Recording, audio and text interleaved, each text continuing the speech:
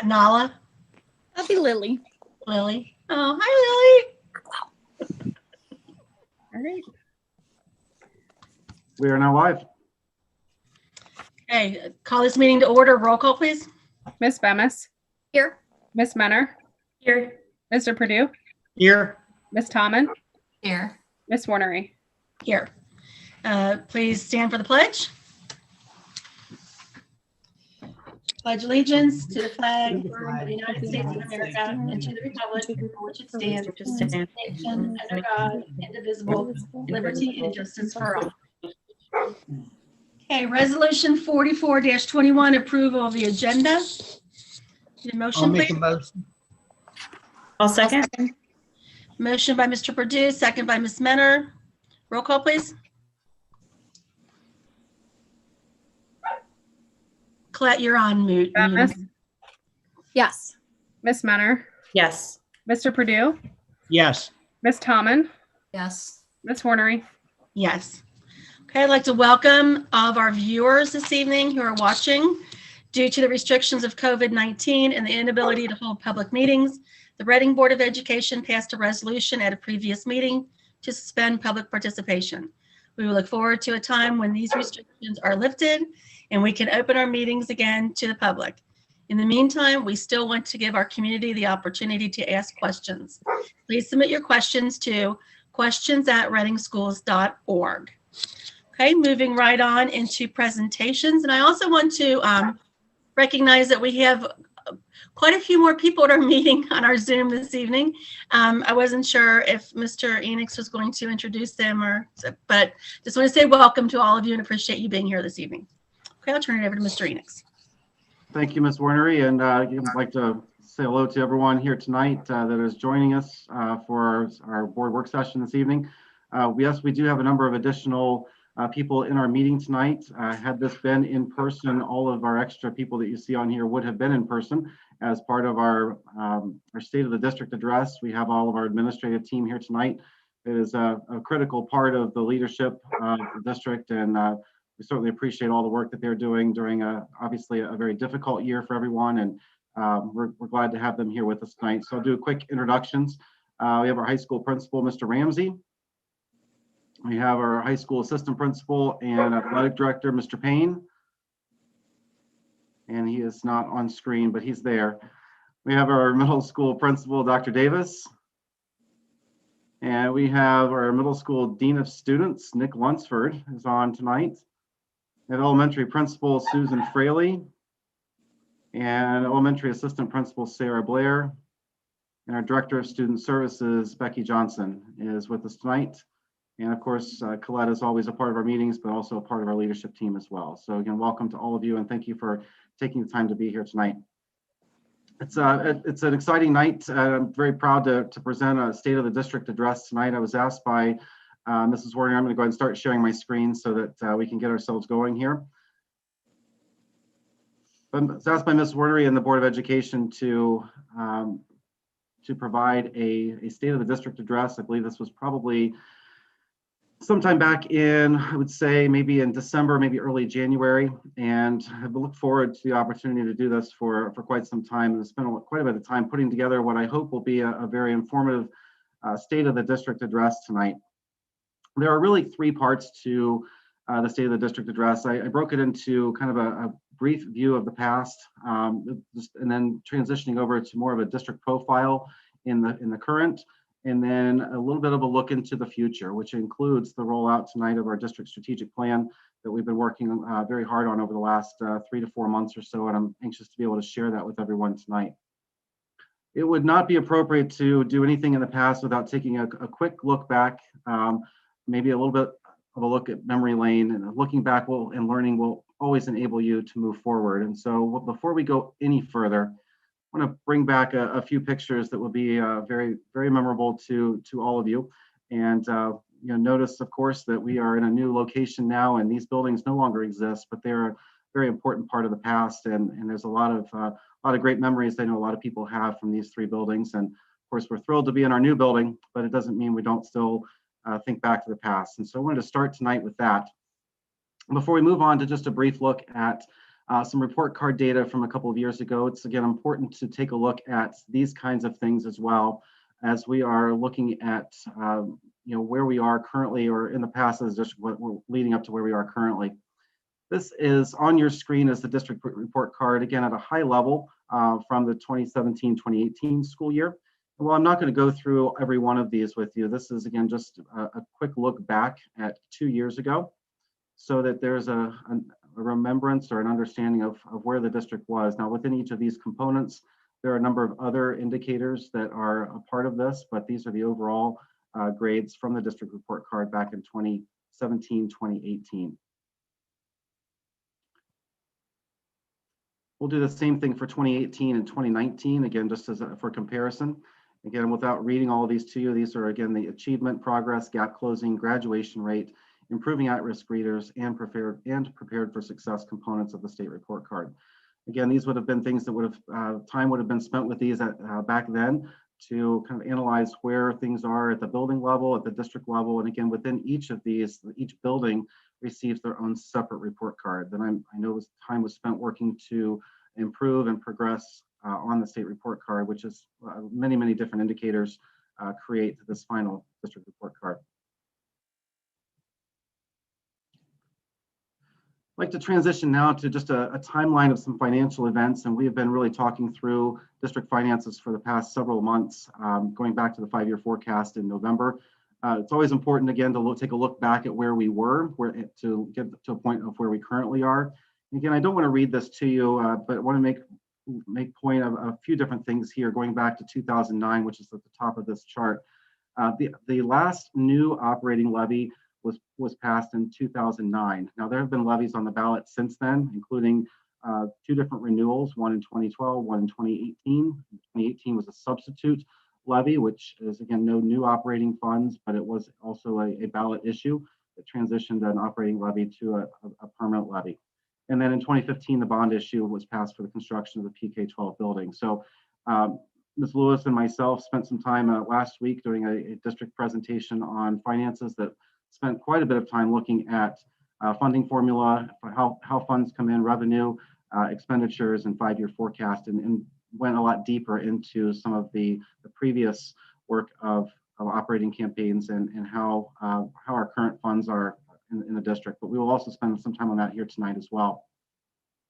The most recent pass includes going back to November of 2019.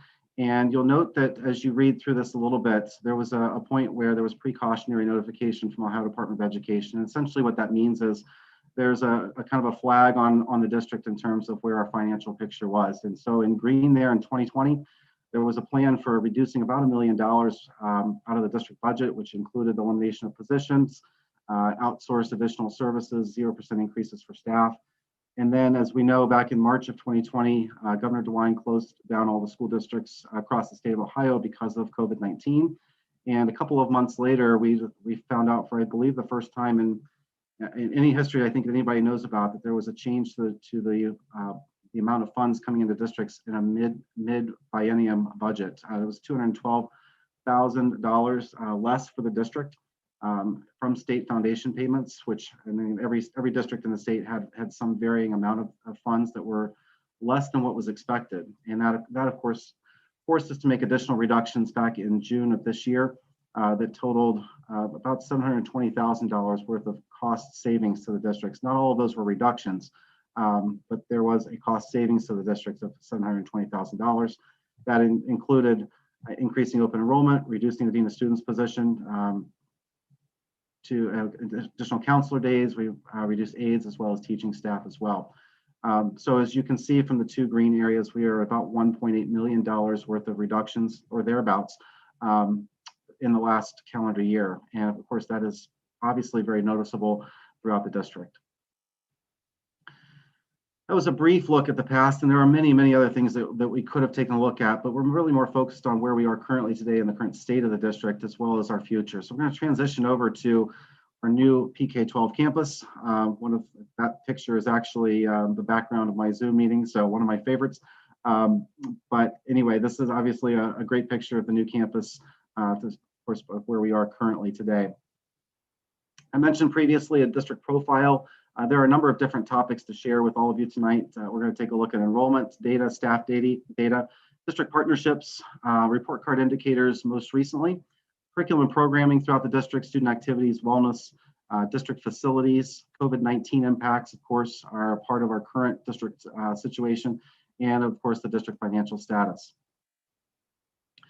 This is a chart showing our current number of students that are in the district, residents and open enrollment per grade level for a total on each side. Now, I want to just make sure everybody's aware that student enrollment changes sometimes almost daily as students move in and move out of the district. So these numbers are current as of just a couple of days ago when this information was pulled. We are currently at 1,671 students.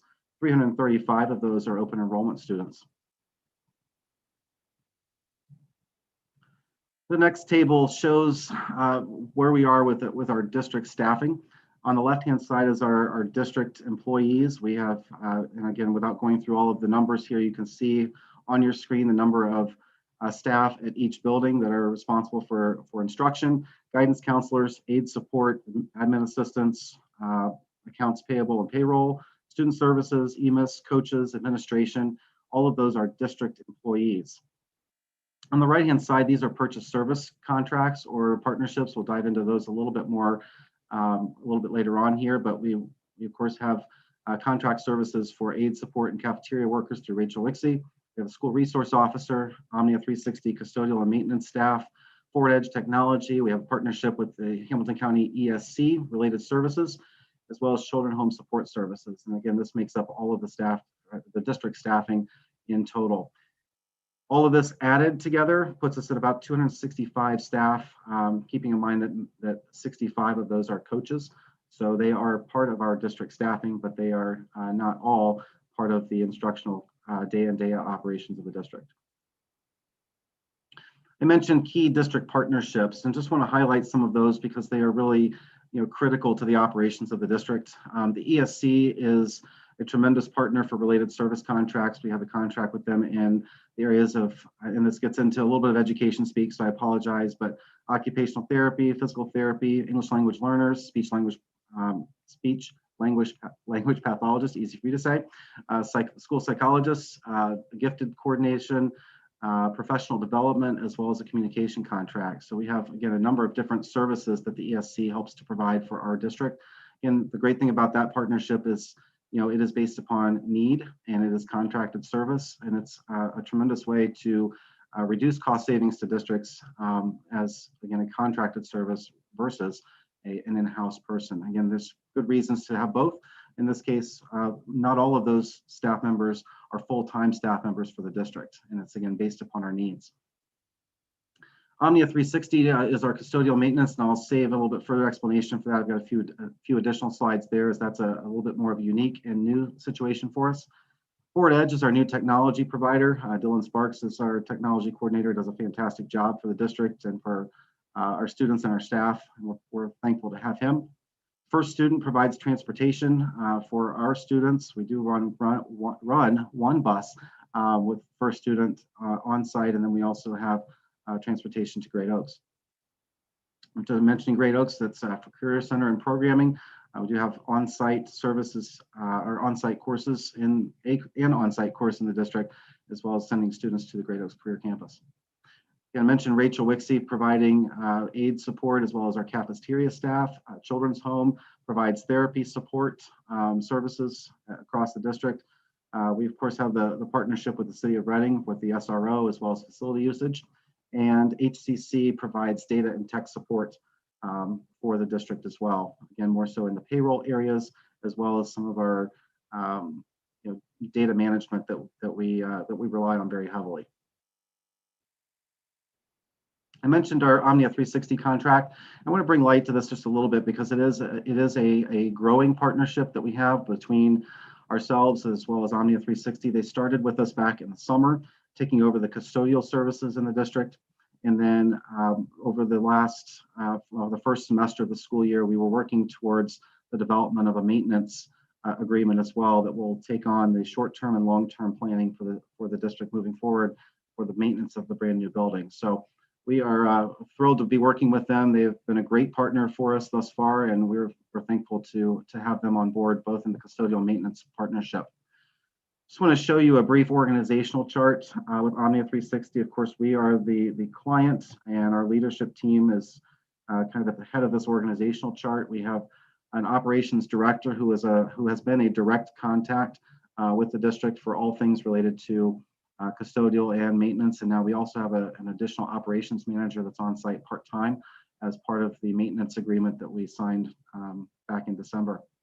We have a custodial lead, as well as our custodians throughout the district, both first shift and second shift, as well as 4 additional custodial that's directly related to our COVID response, the additional requirements for cleaning and disinfecting that we have employed all year long through the CARES Act funding. So that is, again, 4 additional staff that is currently in place. You'll see that Jimmy Sanders is on here. He is directly the site lead for Omnia 360.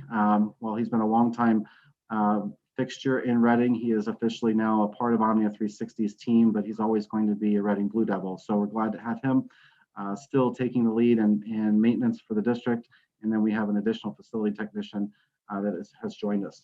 And I note down here at the very bottom, while it's not stated on here directly in the organizational chart, there, Omnia 360 also is responsible for our landscape as well as snow removal. And they either have that done with their own personnel, that's Omnia 360 personnel offsite, or they'll subcontract that work out. But either way, it falls under the umbrella of Omnia 360. And I do want to share with you the most updated maintenance planning expenditures, or at least a budget that we are looking at as part of the facility maintenance. And again, this is directly just the maintenance planning for the district. And really, without getting too far into the weeds here, there's really a number of different categories that we are looking at in terms of fixed self-perform, fixed subcontract. And essentially, this is just the combination of all services required to completely maintain the building. And so, again, these are dollar figures that are projected as far as fixed costs as well as subcontract costs. And then there is a variable budget that accounts for some of the break fix items or specific work that needs to be done that's not related to self-perform or subcontract work. I want to note down here at the bottom that this does not include project maintenance costs. So things that are above and beyond just the routine maintenance of the district would be an additional cost. So if there, let's say, would be a paint job that needs to be done in the summer, that would be in addition to these items here. Same with things like carpet replacement, asphalt, and those types of things. But again, that would be project related costs. And I've worked very closely with Ms. Lewis as well as Omnia 360 as far as the budgeting and planning for this. And these dollar figures are accounted for within the 5-year forecast as part of the long-term maintenance plan. And Ms. Lewis, if there's anything you would like to join in on this, you and I work very closely. Be happy to have you share any additional insight that you may have regarding our maintenance plan. Great, thank you. I think you've hit every aspect. The only thing I was going to add was the landscape and snow removal, and you took care of that. Great, thank you. So again, we'd like to really publicly here thank Omnia 360 for all their work to help us throughout the course of the year and get us on a good pathway for the short and long-term maintenance of the district. Come back to ODE report card data, and it's a little bit different this year with the most recent data that we have. This is a report card data from 19 and 20, and you'll notice it looks very, very different. These are all rated as not reported this year, and there's a reason for that, of course. Back in the spring of last year, as a result of school closures, the state testing was eliminated from last school year, so we do not have the most recent data as possible, which is why we went back a couple of years prior to take a look at some of that original data from 2 years ago, nothing from last year. However, there were a couple of different indicators that were not dependent upon state testing last year. One of those was the graduation rate. So I'm going to pull that up very quickly. It was, again, not reported, but our 4-year graduation rate was at 91.8%, the 5-year at 93.4%, and you can see the table or the graph off to the right-hand side that we are outperforming the similar district average, or I'm sorry, the similar district graduation rate as well as the state graduation rate. But of course, we're always going to be making the effort to get that number to 100%. That's a primary goal. The other item here is prepared for success. This is an indicator that puts a lot of emphasis on the preparation for what students are going to do after they graduate from high school. It's a little bit of a complicated calculation, but what you'll see over here on the left-hand side is the way in which these are calculated based upon remediation-free scores on ACT and SAT, and then bonus points that are added for things like AP exam, IB, which we do not have in our district, that's International Baccalaureate, and college credits earned. And so that's this calculation here that gets to a total number of points out of a graduation cohort and gives you the percentage of indicator there. You'll note that ACT participation is very, very high. That's because that ACT exam is offered for all juniors in the state of Ohio. And then you can just, again, see the indicators here: honors diploma, industry recognized credentials, AP participation, dual enrollment credits. All of these are indicators that factor into the score. Again, it's entitled Prepared for Success.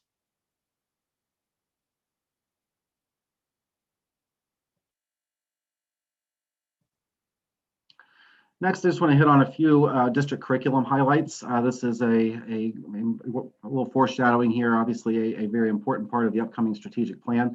But of course, we do have a comprehensive curriculum, K-12, that does meet all of the state requirements. And we are also able to offer additional courses. And I've got those displayed there for elementary, middle school, and high school. It may even not be completely comprehensive here, but I wanted to at least give a flavor for some of the highlights of our curriculum.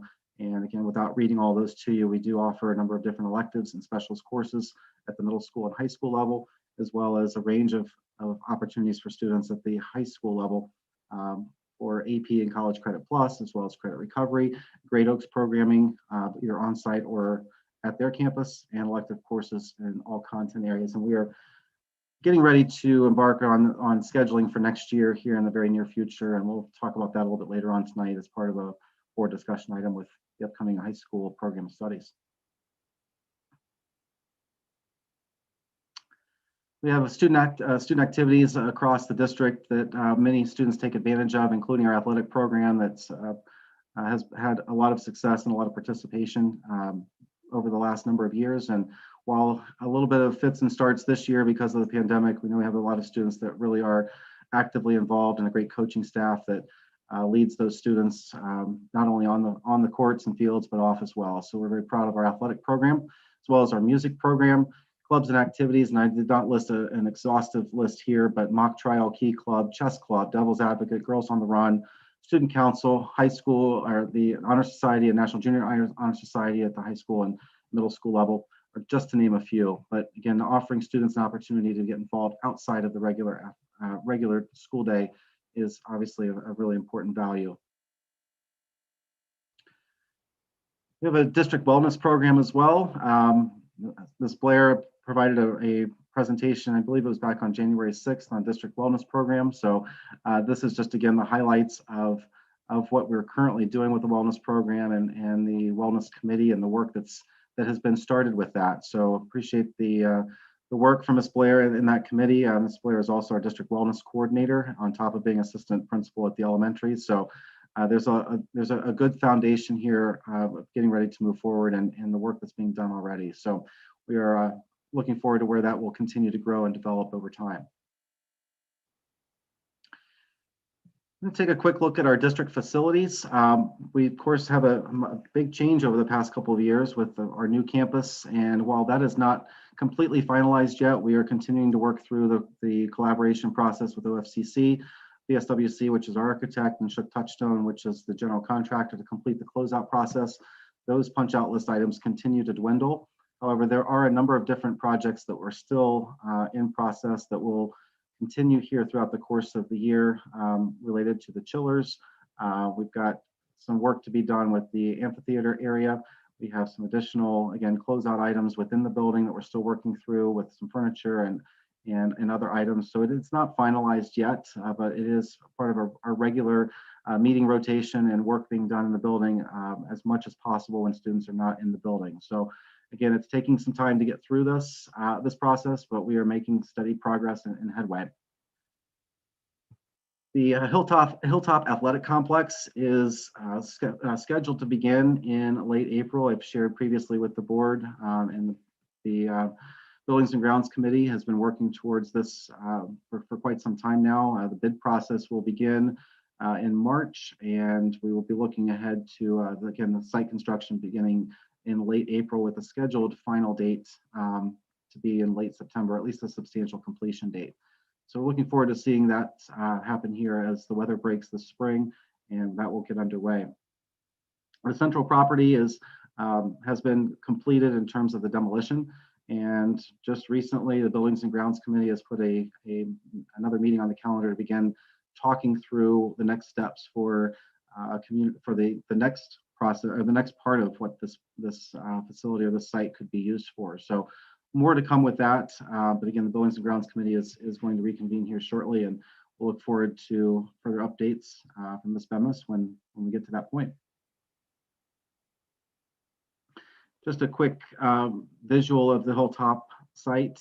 This is actually on our website right now. This is where the configuration of the fields will look like. So again, up here across the top is the existing drive. This is the wooded area to the back of the property. So the baseball field will be facing that direction. The softball will be inverted facing the other direction. And the committee made the recommendation for this based after looking at 4 different options from VSWC, primarily because of this space right in here. This practice area is roughly the size of half of the soccer field. And it does provide additional practice space that the district would be able to utilize for many different purposes. And again, will be something that is I'm sure used very, very often. Not that we want to dwell too much on COVID-19 impacts, and there's a lot of things there, but that just goes to show that almost everything we've done this year has had in some way an impact from COVID-19. And while again, I don't want to read through all of these with you, it has certainly made a big impact on not just our district, but of course our students, our families, our staff, our community. It's impacted everyone.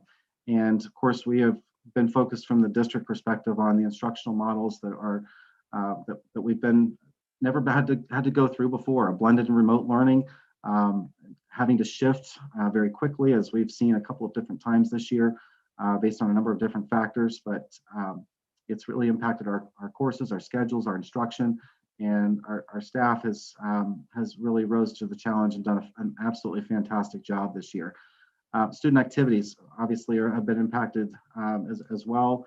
The protocols, the coaching, the way in which students interact, the way in which they've had to do a lot of things in the first part of the winter season remotely, which was unique as well. So again, it's really had an impact on activities and the way in which we do things. They're normal parts of our school year that simply have not been able to happen the way they would have before. Things like homecoming, upcoming graduation is still in flux right now. We're not sure exactly what that will look like, but that's being impacted still by COVID-19.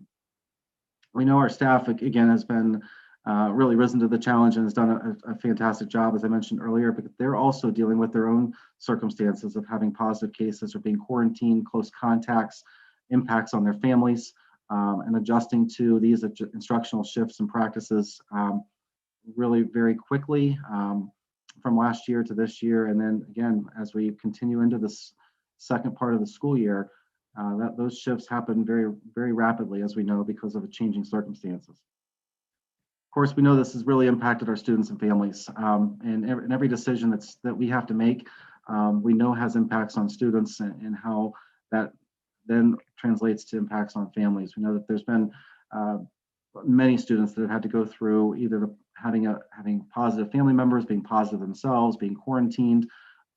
That's had an impact on mental health and well-being. We know that that's true across society right now.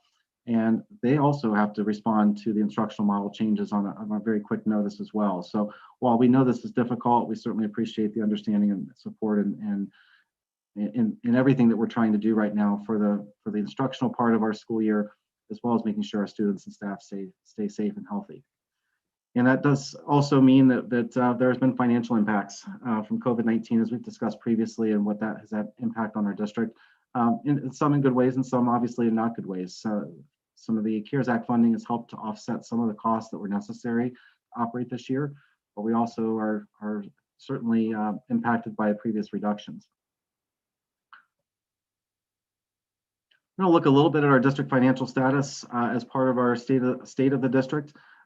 This is obviously something that we look at all the time. There are reports that the board receives every single month, 5-year forecast twice a year. Most recently was in November of 2020. And again, I've kind of stated some of the information that's on here already, but it's important if you would like some additional information on our district financial status. I have put a link to this presentation on our YouTube channel. The community forum from January 26th was streamed and is recorded and can be viewed at any time. I'm going to take just a few slides from that to kind of share just an overall reminder of where we are as a district. This is one of the slides from that night showing the 5-year forecast in a simplified version, really highlighting the revenue that we bring in as a district and what's projected over the next 5 years, as well as the expenditures, and noticing that we are deficit spending every year of this 5-year forecast. And that is including the reductions that took place last year. So these reductions are less, or these deficits are less than they would have been without the reductions. And then at the bottom in yellow, these are the ending cash balance. This is at the end of the fiscal year. This is what we would have sort of in the bank, so to speak, at the end of the school year. This stays positive, barely positive through 2023, and becomes negative pretty quickly in 24 and 25. This is a graph that just really represents the same information. The orange is the expenditures, the revenue is flatlined or consistent, and you can see that there is a growing gap between the amount of funds that we are expending versus the amount of revenue that's coming in. Just a picture form of what you just saw on the 5-year forecast. This is a different version of this. This is the cash balance, and the current pink line is what you see as about 30 days worth of expenses. And so over the course of 2017 through 2025, this is historical data coming up to the current, which is right in this area here above 2020 into 2021. You can see the graph goes very quickly below the line of 30 days of expenses. Again, that's just kind of a marker that has been used for a financial stability indicator. This is also one last slide. Again, financial overview. This is a trend line for, again, where we are with the safe, caution, watch, and emergency notification from the state of Ohio, again, based upon where we are with our 5-year forecast. And so what you can see here, and it's noted in red, is that the budget reductions that were implemented back in the summer of 2020 made this line go flat for a little while, which essentially means that while it has the same trajectory, down here at the very bottom, you can see that we've extended the amount of time by 1 year for this line to reach the watch area, to the caution area, to the emergency. And again, that's just a pictorial representation of the 5-year forecast as it currently has been reported. Ms. Lewis, those were financial slides. Is there anything you would like to share in addition to those today? The only thing that I would add is the next round of the forecast is due in May. And what we will do in May is be able to add actual expenses for this school year, as well as incorporate what we know with the new budget that may be coming out with at the state level. So May will have a new look, but in alignment with what we're seeing. Thank you. Well, that really kind of brings it to a close the current part of the State of the District address, and I'd like to really turn the page a little bit to look at what the future is going to hold here for the district, or where we anticipate the district going in the next number of years. The future obviously depends on what we do in the present. It's a kind of a famous quote, but it's actually very, very true. What we are doing today will have impacts on what we're doing in the future. And that will start with the completion of our district strategic plan. I'd like to kind of give you a brief overview for those that have not been involved in the process or are new to our board meetings where we're talking about strategic planning. We started back in October with a steering committee. And this was a steering committee of about 35 members of the community and the district combined. It was about a 50-50 split, maybe a little bit higher on community. And the steering committee met 3 times, facilitated by Dynamics. Dr. Fry and Dr. Hensley from Dynamics helped facilitate this. And what I can tell you, we had a little bit of concern about what this might look like doing it remotely, but it has been a very, very well-run process, and we're very grateful for the work that they've done to involve so many people in a remote way to lead us to where we are currently with our strategic plan. But the compilation of thoughts and direction from all members of the steering committee helped to lead us to the final version of the district, the new district mission, as well as the vision statements that you will see here soon. Following the construction of those mission statement and vision statements, the final draft of those was sent out for review and survey feedback from anybody that would like to share. We had over 200 responses, and for every single one of those areas, the mission and all 4 vision statements, we received an over 90% approval rating for each of those statements. So that is really a testament to the work that was done by the committee and the thought that was put into the draft as well as the revisions to get to a point where people felt very good about the new district mission and vision statements that have been constructed. Following the district mission and vision statements, we had a number of those steering committee members continue on into action plan development, and we added additional members to that group as well. We had around 40 that had committed to being a part of the action plan development. There were 4 teams, 1 for each of the 4 vision areas that was determined. That facilitated discussion, led to some independent sharing of ideas about what was important within each of those vision areas. Again, there was drafts constructed of what those action plans may be. They were revised and once again sent out another survey within the action plan development committee to revise and make adjustments to the final action plans to what you are currently seeing tonight. It would be important to note, I don't have it on here, but once again, we had a very, very high approval for every one of the action steps that was within that survey. So I feel very good about the work that's been done by both the action plan group as well as the steering committee. And that process really has come to a close here at the beginning of February, and we're looking forward to being able to share this plan with you. So at this point, I'm going to exit out of this presentation and move over to a different tab. And board members, you received a copy of this today in your updated packet. This is the final draft as it currently exists for the upcoming strategic plan. While there's no board action on this just yet, this is the draft for everyone. We would like to bring this to the board for an action item at our next board meeting on February 17th. I'm going to go ahead and make this just a little bit bigger. This is the full picture. I'm going to go a little bit more. I hope this will work. If this is not big enough, please let me know. But I would like to go into each of these areas with a lot more detail so we can all be up to speed on what the draft of this strategic plan looks like. The mission that was revised and changed by our steering committee now reads inspiring the leaders of tomorrow with engaging opportunities today. It's the Blue Devil way. And that was, again, seen to be a very, very positive, it captures attention very, very quickly. And it's something that everyone should be able to know, memorize, and again, be a part of what we do in the district. There are 4 areas that were determined to be vision areas. Those are the blue lettering as topic areas. These are student learning, culture, communication, and fiscal responsibility. With that vision statement, we're going to start with student learning, providing all students with engaging and innovative curriculum to excel as future members of our global society. I will once again make this a little bit bigger. The font is pretty small to fit these things on one page. Hopefully that helps. So within each of these 4 vision areas, there are 3 action steps or action plans that we will, as a district leadership team, and many others will be involved, of putting these things into place in the coming years. The first item under student learning is developing a district curriculum improvement committee to analyze, evaluate, and make recommendations for district programming, assessment, and professional development needs. Then the second bullet is improving upon academic, social, and emotional supports for the whole child that provide the opportunity for success while in the district and beyond. And then implementing a comprehensive college and career readiness pathway to support students in preparation for life beyond being a part of our school district. And those 3, again, were were crafted by the Student Learning Subcommittee, again, with input from everyone on the Action Planning Committee. And again, these were drafted based upon all of that feedback.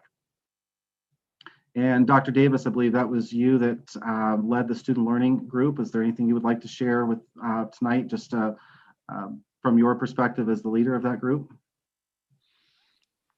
Well, thanks for. Sorry to put you on the spot, but wanted to give you an opportunity anyway. No, I appreciate it. First of all, I think you did a nice job of highlighting the commitment and the involvement of all the committee members. It was a diverse group, and individuals brought their own thoughts and ideas. I think the one thing that the Student Learning Committee really tried to capture is how do we develop a curriculum that is not only guaranteed for students, but for all students. And what does that look like? That we're providing course options, we're providing a curriculum that meets the needs of learners, not just in a traditional sense, but college and career readiness. And I think that was a big piece of going through this process.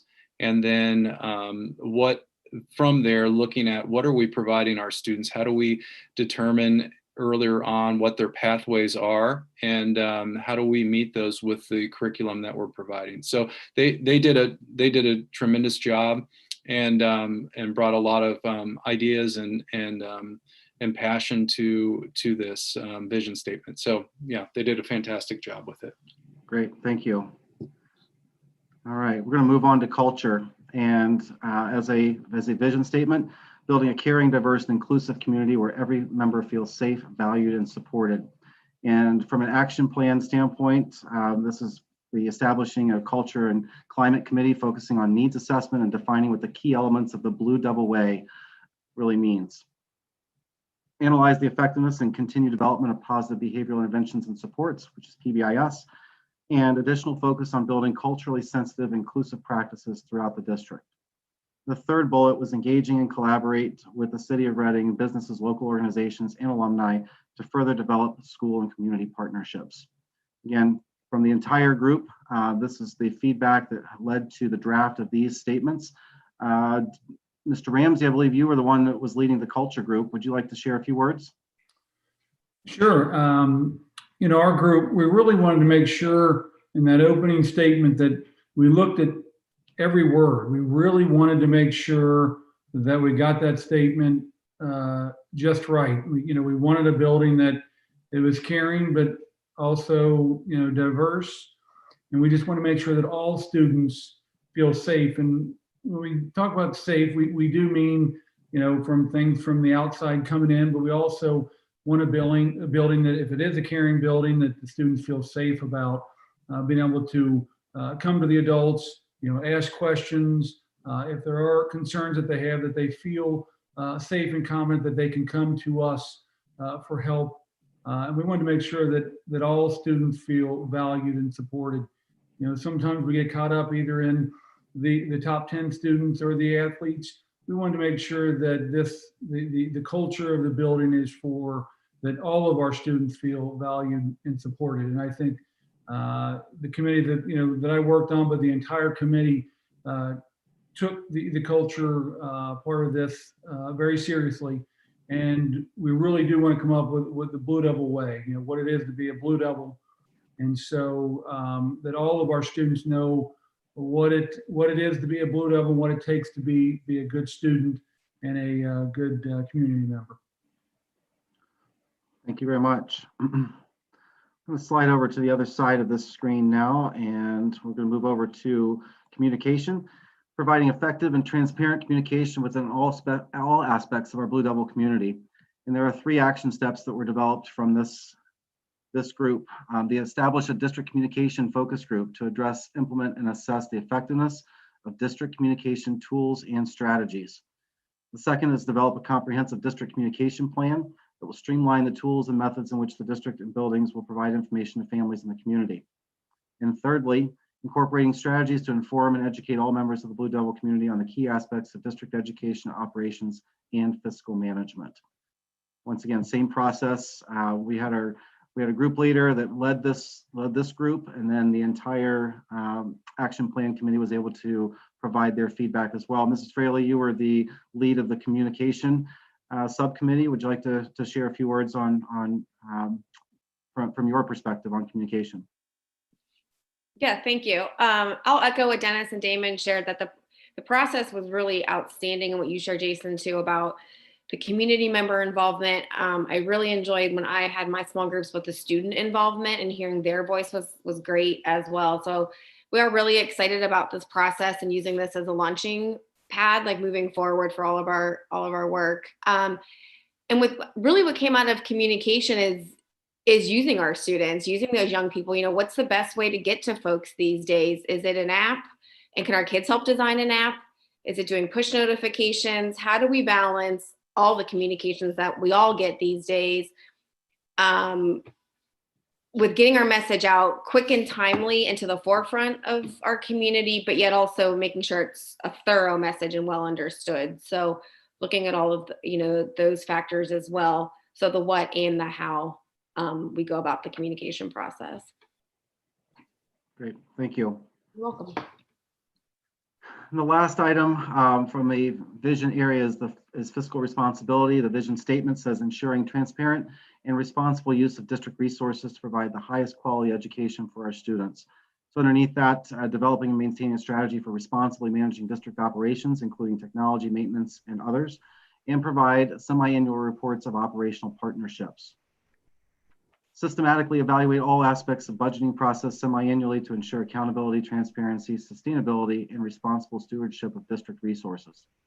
And finally, implementing financial strategies to maintain an ending cash balance of no less than 3 months of operating expense obligations. Ms. Lewis was the leader of this subcommittee, and Ms. Lewis, would you like to share your thoughts on the development of these action steps? Sure. Actually, Ms. Johnson and I both tag team this committee. So Becky, if there's something you'd like to add, let me know or stop me while I'm going. But ultimately here, we talked a lot about how to incorporate the other 3 areas and incorporate the student learning aspect as well as maintaining the PK to 12 campus that we have. So our goal here is to start engaging with the students and the community and providing that transparent approach to the operational side and the finance side of the school district. Ms. Johnson, is there anything else you'd like to add there?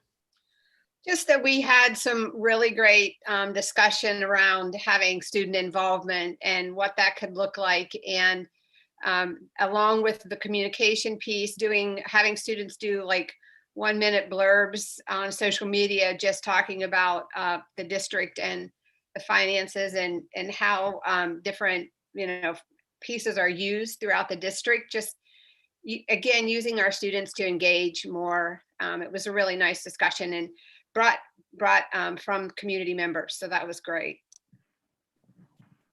Thank you very much. Again, it is a 2-page document. It is in what we like to say maybe final draft form, but from a content perspective, we know this is what the committee has brought as a final draft. We've been working through some of the aesthetics of it. Appreciate the feedback from several of you as you've been looking at this, and they've done a great job of turning around of what is a proposed final draft for right now to make it look like a really great document. But again, the most important part of this, of course, is the message and what is in here as in the work of the strategic planning committee. Subcommittees have been really outstanding, and really I believe gives us a great starting point and a roadmap for the future of the district.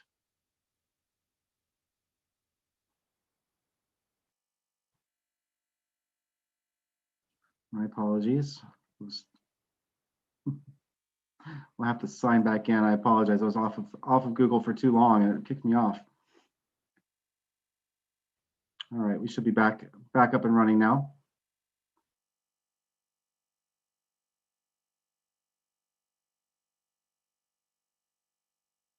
Just a second while this repopulates, and we'll continue on to the next part of our presentation today.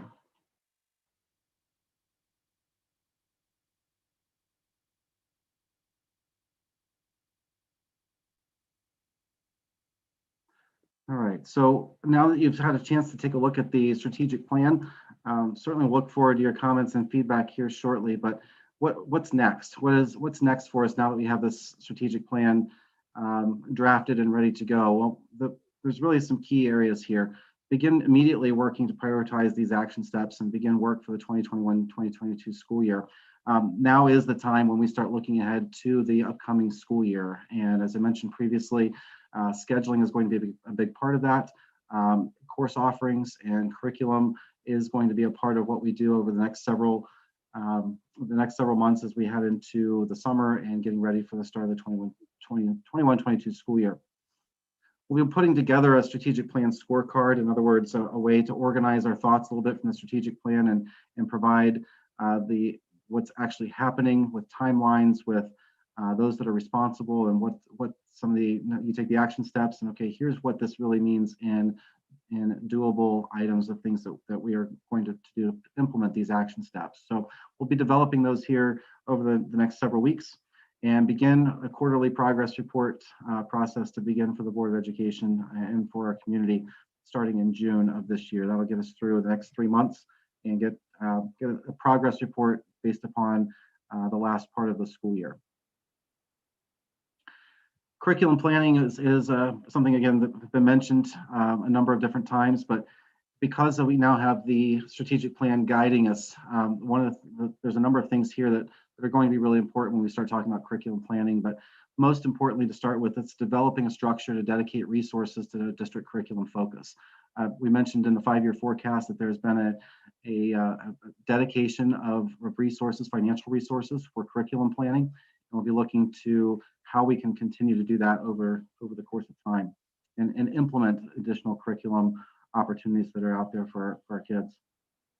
We've already started talking about analyzing, improving our scheduling structure to support established programming. And it's very clear that curriculum and scheduling go hand in hand.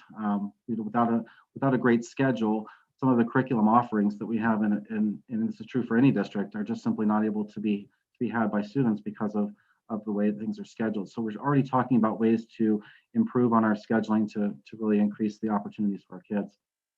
Talked a little bit about budgeting in the 5-year forecast. The Curriculum Improvement Committee is directly from the strategic plan, beginning the discussion of course of study review and resource adoption and developing a cycle for that. So we're constantly improving and updating our district curriculum resources, as well as examine and recommend programming options. And so those things are going to be something that we start really immediately, again, because we need to be looking at that in advance of the upcoming school year. And then also the partnership with Great Oaks. I mentioned them as already a partner, but Project Lead the Way STEM programming is something we're currently examining with Great Oaks and to be implemented at the middle school level. And that could potentially expand into the future, but we're just in the beginning phases of that conversation right now and looking forward to where that may lead. Communication, again, directly from the strategic plan. We need to start looking at our communication planning. We know this is a priority and it has been made a priority as part of the strategic planning process. So that's going to mean we need to evaluate our current model for successes and areas for improvement, as well as strategies for effectiveness and ease of access. So that was a major point, and I almost fairly touched on that how do we get our message across in the most concise way and in ways that people can have easy access to that. So those are part of communication planning tools coming up. Again, the development of comprehensive communication plan, that's one of our action steps in the strategic plan, as well as monitoring implementation and adjusting and improving as we put that communication plan into place and find out how successful it is. Didn't mention this directly within the strategic plan, but technology is a part of our future as well. We were certainly pressed into focusing on technology in a little bit different way when we attempted to become one-to-one as part of the COVID-19 pandemic response. And we've been able to get close to that this school year. Forward Edge, again, is our new technology provider, and they are really looking at all of our technology needs, including hardware, student and staff devices. Cybersecurity is a growing concern, particularly as we are more and more reliant upon technology during remote and blended learning opportunities. We'll need to develop a replacement cycle plan for staff devices, for student devices. There's a high cost involved in technology being a part of a district, and it does not last forever. There's a cycle for how long Chromebooks and other devices last. And so having, again, a plan for replacement cycle, not just for student and staff devices, but for the other hardware components that make our district run that nobody ever sees, but if they're not working, we know about it right away. So that's a part of our planning ahead for technology as well. And again, we want to always look at continuous improvement, and technology comes across really all aspects of what we do, from student learning to communication to financial planning. It will even have to play a role in culture, in how we are integrating technology throughout the district and what the impacts are for all students and for staff. Again, the Curriculum Improvement Committee can be a big part of the emerging technology opportunities that kids may have access to as well. We talked about the future of finances a number of times in the past several months of board meetings. We talked previously tonight about looking at the past and the past finances impacting where we are currently. The bottom line is the 5-year forecast has established the need for new operating expenses, new operating revenue, I should say. This has been extended. The last new operating levy was in 2009.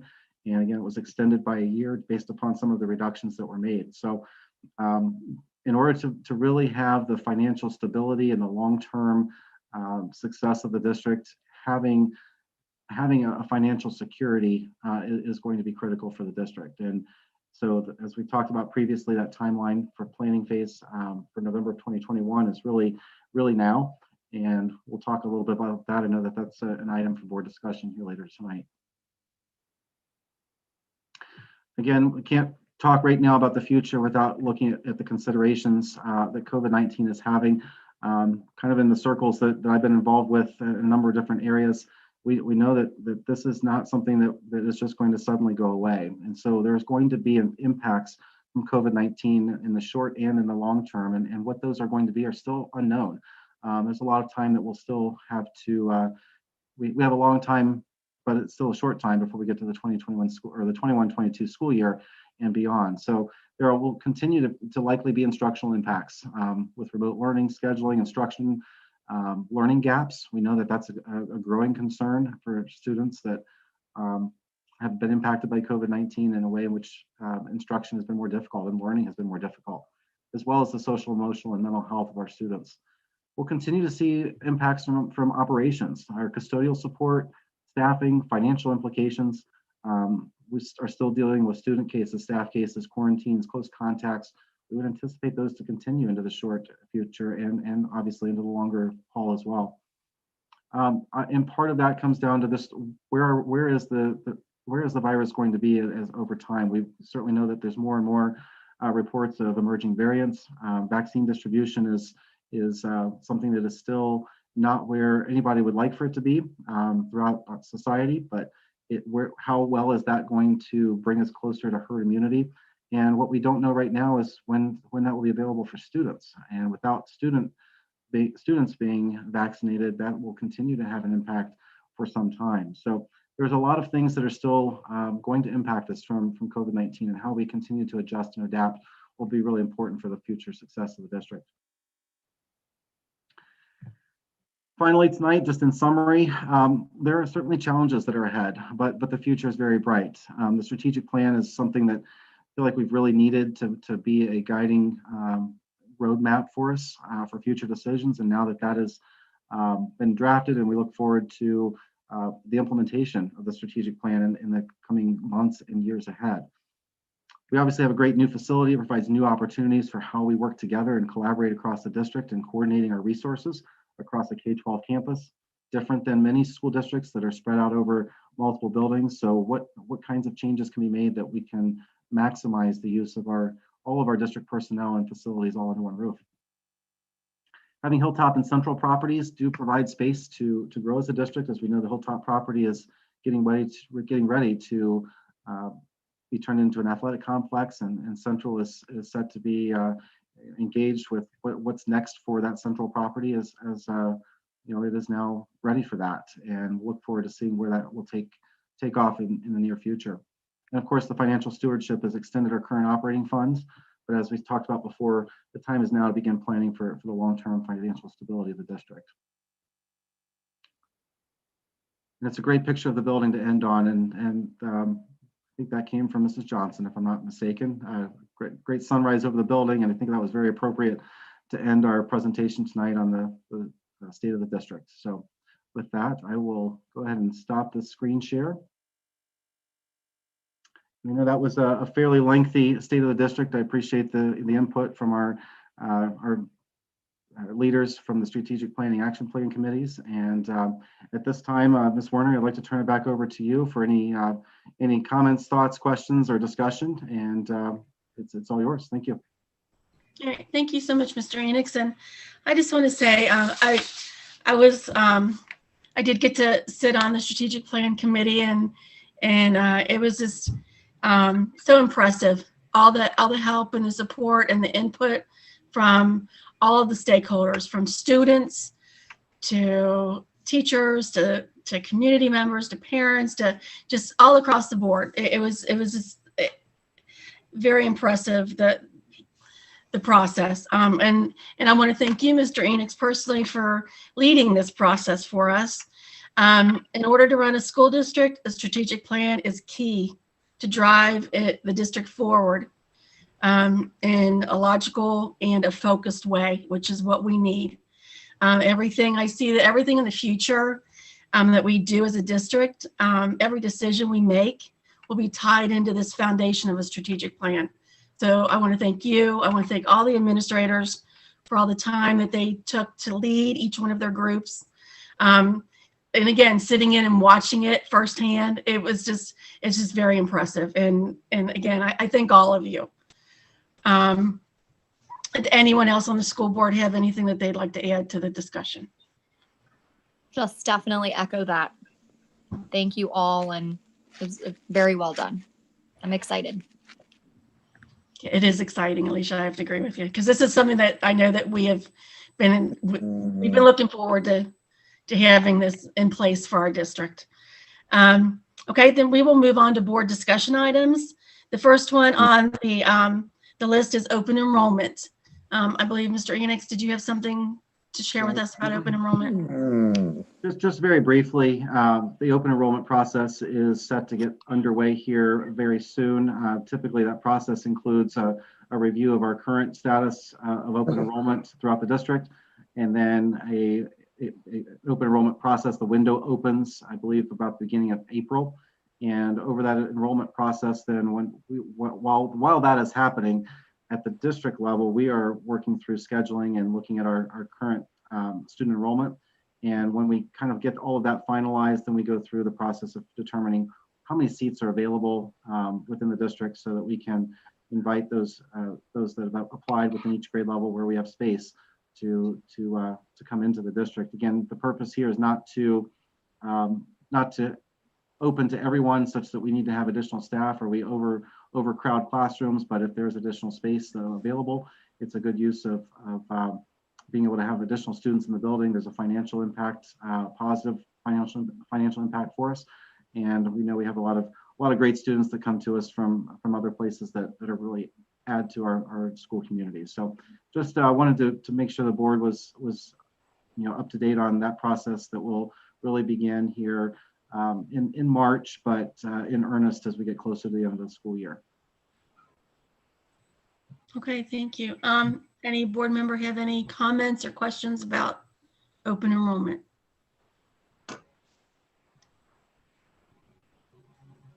No? Okay, I guess we'll move on to the next one then.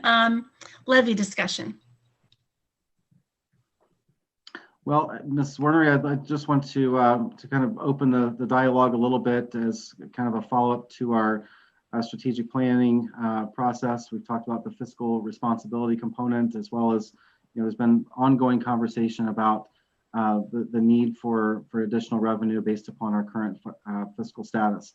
So our last board meeting, Ms. Lewis and I both shared with you a proposed timeline of events, so to speak, that really started off in February leading up to November, and some kind of key areas to hit along the way as we start looking ahead to that November timeline. Just for a reminder, it might be something a little bit different as we look ahead to an upcoming November timeline, because of course, COVID-19 has changed a lot of voting practices There's a lot more mail-in voting. The timelines are a little bit different than they would have been in the past. And so it does skew up our timeline just a little bit for how we move forward with that. But again, there's nothing been identified or finalized yet by the board as far as taking action towards that. But the time is now again to start that planning process. And in February, based upon what was recommended, would be the beginning of again, a financial steering committee. And would like to at least turn it over to the board for some discussion on that, as well as anything in the future regarding an upcoming levy campaign. Okay, thank you. Mrs. Lewis, can you remind us, because I'm sorry, it's not right here in front of me, what are the timeline as far as when the board needs to make a decision on this? The resolution of necessity will need to be passed in May, and then the resolution to proceed will need to follow shortly after. Okay, so, all right. Okay, does anyone on the board have any questions about the levy? And can you remind me of your tagline? I thought that was, I think it's important for people to understand the difference between a levy and a bond. Sure. At Tuesday's community forum that we held last week, we talked a lot about the differences between what a levy is and what a bond issue is. So the tagline that we had used was levies are for learning and bonds are for building. Okay, thank you. Anyone on the board? I have a quick question. I know the dates that we have to pass those by. Can we pass them sooner to get the ball rolling? Are we allowed to start action before we've passed them? How does that work? We really need to start identifying a steering committee to help go through the process, because Right. ultimately the steering committee will be those that have to support and fund the levy actions. So Right. yes, we can. We don't want to put the cart before the horse here. I think tonight we'd like to really understand if we can move forward with putting together that steering committee, and if there's anyone interested that would like to participate or volunteer their time. There's going to be, outside of the steering committee, there's probably going to be 4 or 5 other subcategories that we're going to need just as much help with. So we can, but there is definitely a need for that subcommittee to start the entire process. I'd like to probably add just real quickly, if I can put my sometimes treasurer hat on, one of the reasons to maybe hold off a little bit is the 5-year forecast submission in May will give the most up-to-date information that will give us the best opportunity to know what the absolute needs are. So not to overstep, Mrs. Lewis, but that's important to kind of understand the timing of this could also very much coincide with what the most up-to-date information financially would be, and that would be coming in May. So, but do I understand that we can go ahead and get a steering committee started? What I'm wondering. What does the board need to do in order to get the steering committee off the ground? Do we need to take any action? No, there wouldn't need to be any action. I think it's more so just providing a little bit of direction for the construction of a steering committee. Again, we've got some thoughts on that from what we shared previously, that really a steering committee is a kind of core group that really is part of, I would say, the decision-making process for strategy, for work to be done. They really kind of help to solidify the plan for an upcoming levy campaign. And then within that, we will have subcommittees that will kind of do some of the work that the steering committee has helped to identify as the needs. And so again, kind of step 1 before step 2, the steering committee construction is really going to be an important part of that, as then the recruitment of additional volunteers and support for subcommittees would come after that initial steering committee would be developed. Okay. And Colette, may I ask, I'm sorry, Jim, go ahead. Now, I was just thinking, the steering committee, would that be where the treasurer of the committee kind of gets involved so that they can start financing things that the steering committee recommends? Got it. So the steering committee is really going to take this to the next level and allow us to start really having those conversations about what the needs are. Probably a high-functioning steering committee is probably no more than 10 individuals. You get too many people involved, it becomes a little bit too cumbersome. Probably 8 to 10 is a good number to really be looking at for a steering committee. And again, a diverse group of individuals from district and community and otherwise to be a part of that core group would be a good way to get started. Okay. And Now- then, so Mrs. Lewis, when you said that, well, Mr. Enoch, you also said this, that May is when the forecast comes out. So if the board acts before that, when do we have to say what size of a levy that we want? When does that happen? Because I think I agree it needs to happen after May, after the forecast, when we have a better understanding. Mr. Enix, do you want me to tackle that or do you want to? Yeah, go ahead. Okay, sure. So once we determine that there's a need, which we see that there is a need, knowing that there's a negative cash, well, a very small cash balance in the year 2023, I have been working on what the millage looks like. So we'll have a few different scenarios that we can look at as a board, and then we'll go from there. So the May forecast is just going to help us be a little bit more accurate with what we have and with the new funding that may be coming from the budget, the new state budget, as well as some of the coronavirus relief that we're expecting to see in rounds 2 and potentially rounds 3. So I wouldn't want to determine the millage yet until we know exactly what we're getting and how we're going to spend the funds that are going to be allocated to public education. So May would be ideal. We may not know the actual state budget or what is being allocated to public education under Governor DeWine's larger budget, but we'll have an idea of additional funding from the federal level and how we can spend those funds. So May would be a great time to start talking through that when we start understanding or talking about the resolution of necessity. But in between the resolution of necessity and the resolution to proceed is when we will finalize what the millage will look like. Thank you. I think that's kind of what I was curious if we can do the needs thing first without putting an amount to it. Yep, and we can, Mr. Enix and I can work through what that exact timeline looks like. I'll reach out to bond counsel this week for confirmation. At our next board meeting, we can have the timeline a little bit more defined. Okay. So right now it's kind of key that if anybody's watching or anybody re-watches this or whatever, if they are interested in taking part or stepping up to help with the steering committee, that they really need to contact Either one of us.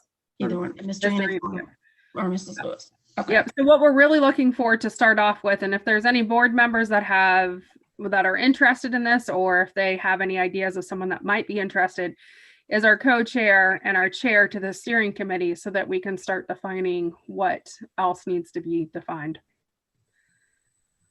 Okay. Anyone else on the board have a question, comment? Yeah, Beth, just a quick one, and whoever can, probably Colette could help answer this, but correct me if I'm wrong, but the steering committee with a treasurer that's going to write checks for all the expenses, they can also start fundraising or collecting funding so that we can start building that cash amount, that cash balance to start thinking about what actually we're going to do. That's correct, Mr. Purdue. Okay. So that's the key to the steering committee. The treasurer will have to, Mr. Solomon has always been the treasurer. I've talked to him a few times in the past. The last time I did speak with him, he was still interested in being the treasurer. So that will help us get started. I can tell you that the last time that I did speak with Mr. Solomon regarding the balance on the levy campaign or the levy account we're roughly right around $8,000. So the levy committee will not be starting from ground zero, and that there are funds there. Okay, that's very helpful.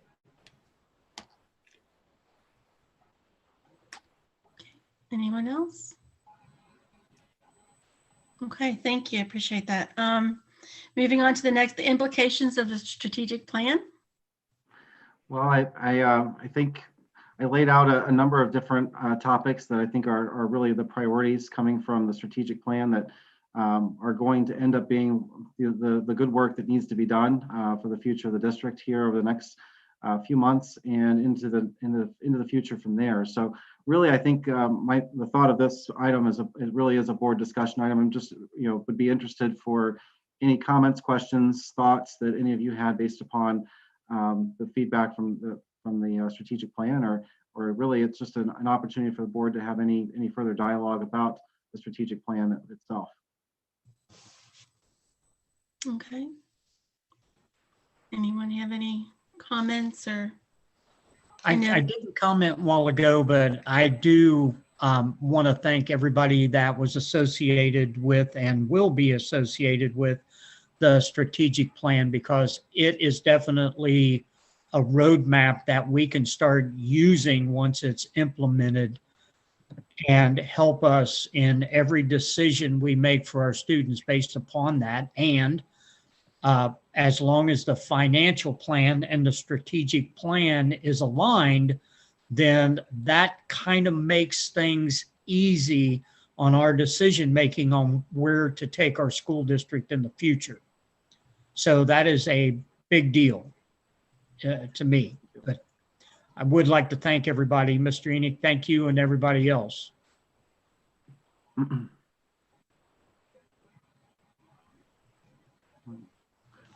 think we are all anxious to get started with it. It's been a long time coming. There's been a lot of work that's been put into this, and there's a lot of great work ahead. So, I've often said that so many of the things that we've had to do this year have always been funneled through the lens of COVID-19 and the implications of it, the impacts, and it still is. But when we can break away from that and have the good conversations about the business of school and what is coming for the district, it's an exciting time, and we're looking forward to really digging in and getting started.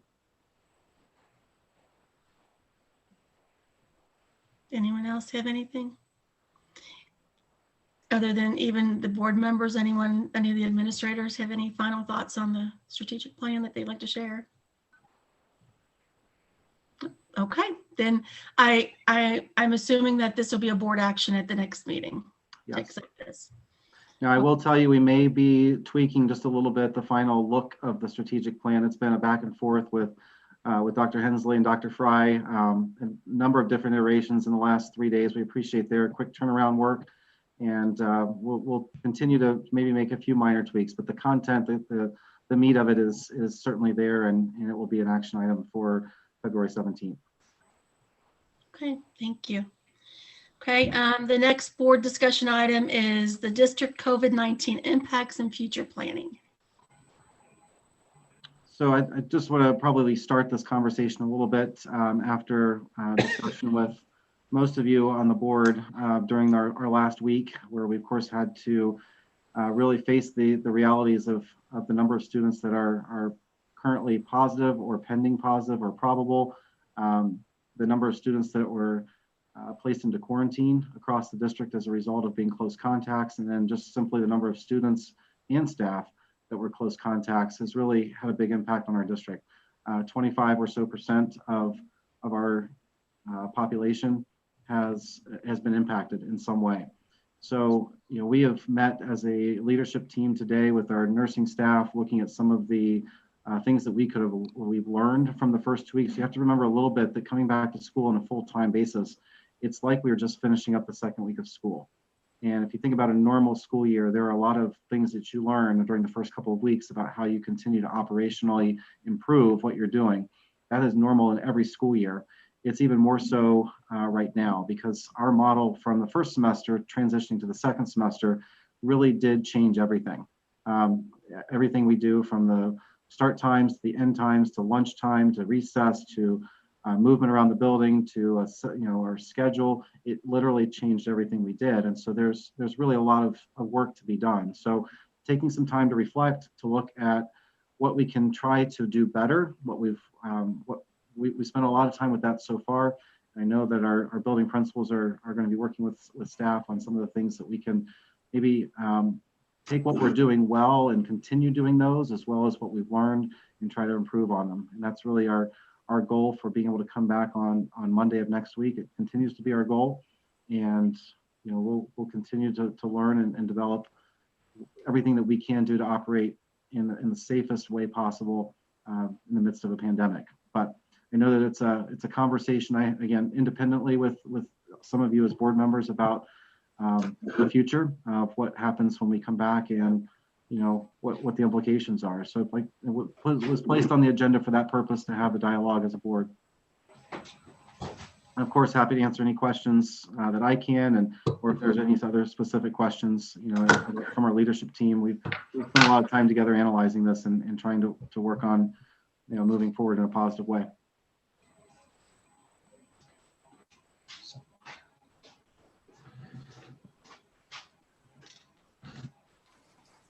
Any board members have any comments, questions?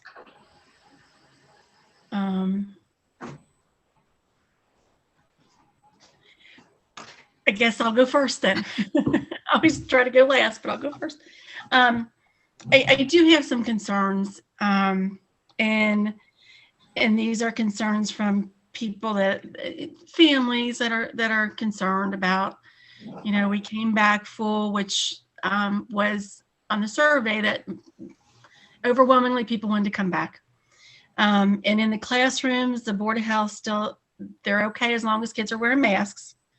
That they may be close contact, but they do not have to quarantine, I believe is the issue is in the cafeteria. I do know that there was someone who reached out and offered to, and had overwhelming people step up and say they would help. The plexiglass barriers, possibly using those in the cafeteria. I do believe, and Mr. Enix helped me with this, that even with the plexiglass barriers, that would not stop children from having to be quarantined, because the Board of Health, or is it CDC? I'm not quite sure, that they do not see that as a reason to not quarantine. Is that correct? Correct. Yes, they've been very consistent with that all year long, that the plexiglass barriers they're a nice visual, looking like there's a separation between students.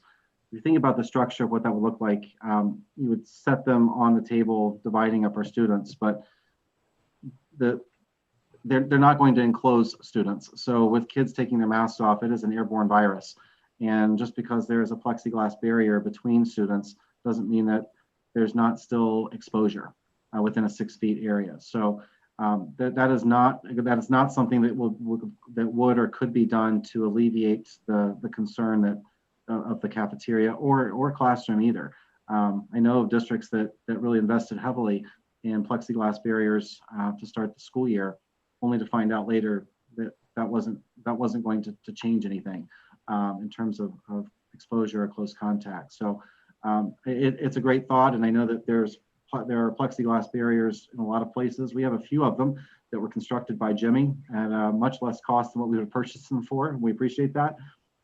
Those are some of the barriers you might see when you come in one of the office areas, for example. It is a barrier between our secretaries and anybody that would be in the office. But from a large scale cafeteria or a classroom, barriers are just kind of enclosed around students or placed on tables does not have an impact on quarantine.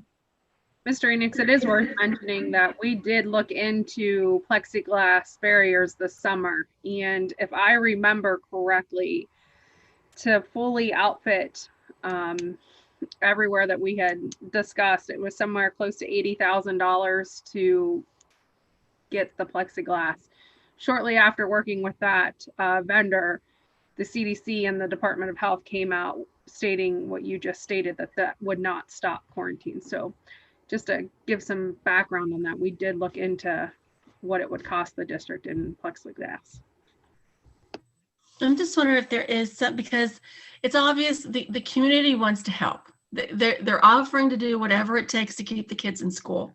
And I know that our stance would be, be safe at home, wear your mask at home, and those kind of things, because things are being brought into our building. It's not happening in here. But I just think there has to be, I want to answer to the community by saying, and if it's not the plexiglass, but if there's something that they want to help and they care and they want their kids in school, and I'm listening. We're listening to them and we're listening to their concerns. And I wanted to bring that up because if it would help even a little bit, but it's obviously it's the CDC says no. And so I wouldn't want them to go and spend the time and the money that they were willing to volunteer and donate to something that's really not going to be effective. All right. Hey, Beth, can I make a comment? Please.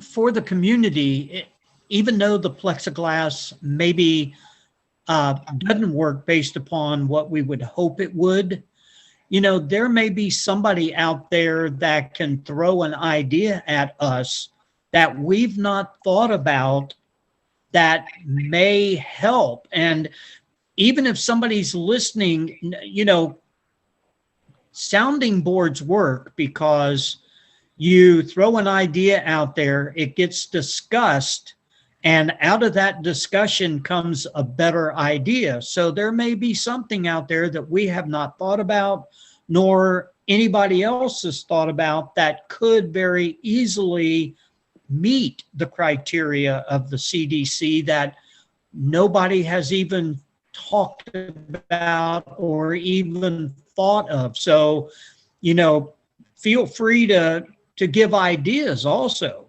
Mm-hmm. Well, I also know the question, I think some people think that we're an island of our own sometimes. And I think it's the thought is that every district is doing their own thing because they need to, because of, different buildings, different sizes, different everything. But I do also want to, again, I know Mr. Enix, you've said this several times, but every Friday you are on a group phone call with the Board of Health, with every superintendent in Hamilton County. And I know you are discussing these things. But again, Mr. Perdue, you have a great point. It maybe somebody out there has other suggestions that we're willing to listen. We want this to work. We want the kids in school. I think I'd like to just probably, I've said this in communications with the community and with families, when we've never seen anything like this before, right? We've not seen how the impacts of a virus like this has such an impact on every single aspect of our society, including families and school districts and literally everything that we're doing. And so what we're learning over time and the impacts of what happens in the community, and I'm not just talking about in Reading itself, but we're talking about our community, our regional area. People come from all over the area to come in and out of the district and in and out of each other's communities all the time. What is happening in our region, it impacts every single school district.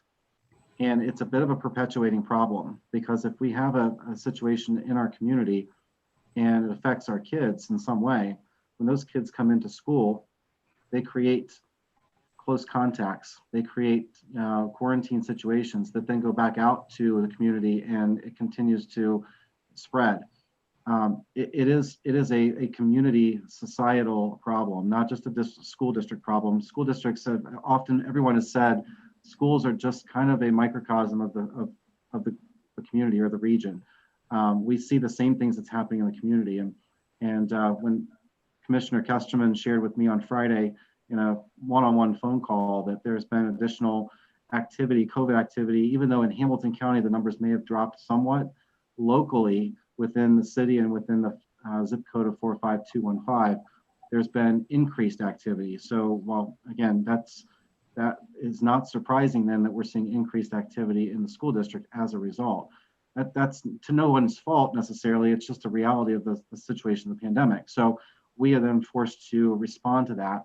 And, I know that our district nurse, Heidi Sandlin, has been on the phone with the health department every single day, multiple times a day, and getting the recommendations and the direction of how to handle situations. The health department does not dictate to us what we do. They're not punitive. They don't have authority, but they do provide strong recommendations based upon the status of the district. And that's where we are currently. When we're sitting at the number of cases that happened over a short period of time, the number of quarantines that happened based upon a number of different factors, and the number of close contacts that we have to then watch, because a close contact becomes a probable case. If that headache, if that snuffy nose, that fever happens, they've been a close contact, and that's been kind of stated all along. It's not that there's no risk of being in school, and it's not that there's an increased risk of coming back to school in the classroom environment.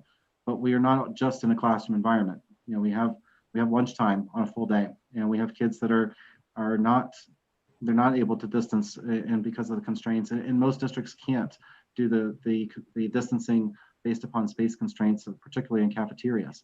That's a regularly discussed problem area for most school districts.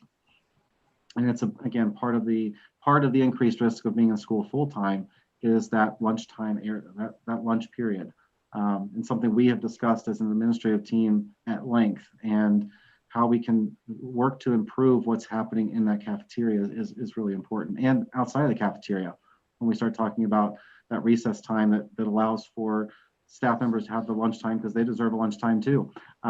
It's all interconnected, and it is a very, very challenging problem, because again, every district has its own constraints, and we have this beautiful K-12 building, but we only have one cafeteria for the entire building. If we really were trying to space things out properly, we would come in high school, middle school, we'd get started at 7:20, and we'd have our first lunchtime at 7:45. And I kind of say that in jest, but it's the reality of if we really were trying to meet all of the distancing requirements in the cafeteria, that's what would have to happen because of the space constraints. So it is part of the realities of being in school, and everything that we can do to promote safe practices in school and outside of school will help keep these issues from happening in the future. It's just a very, very difficult situation, and I appreciate very much all of the comments and the willingness to help. Plexiglass isn't going to be it, unfortunately.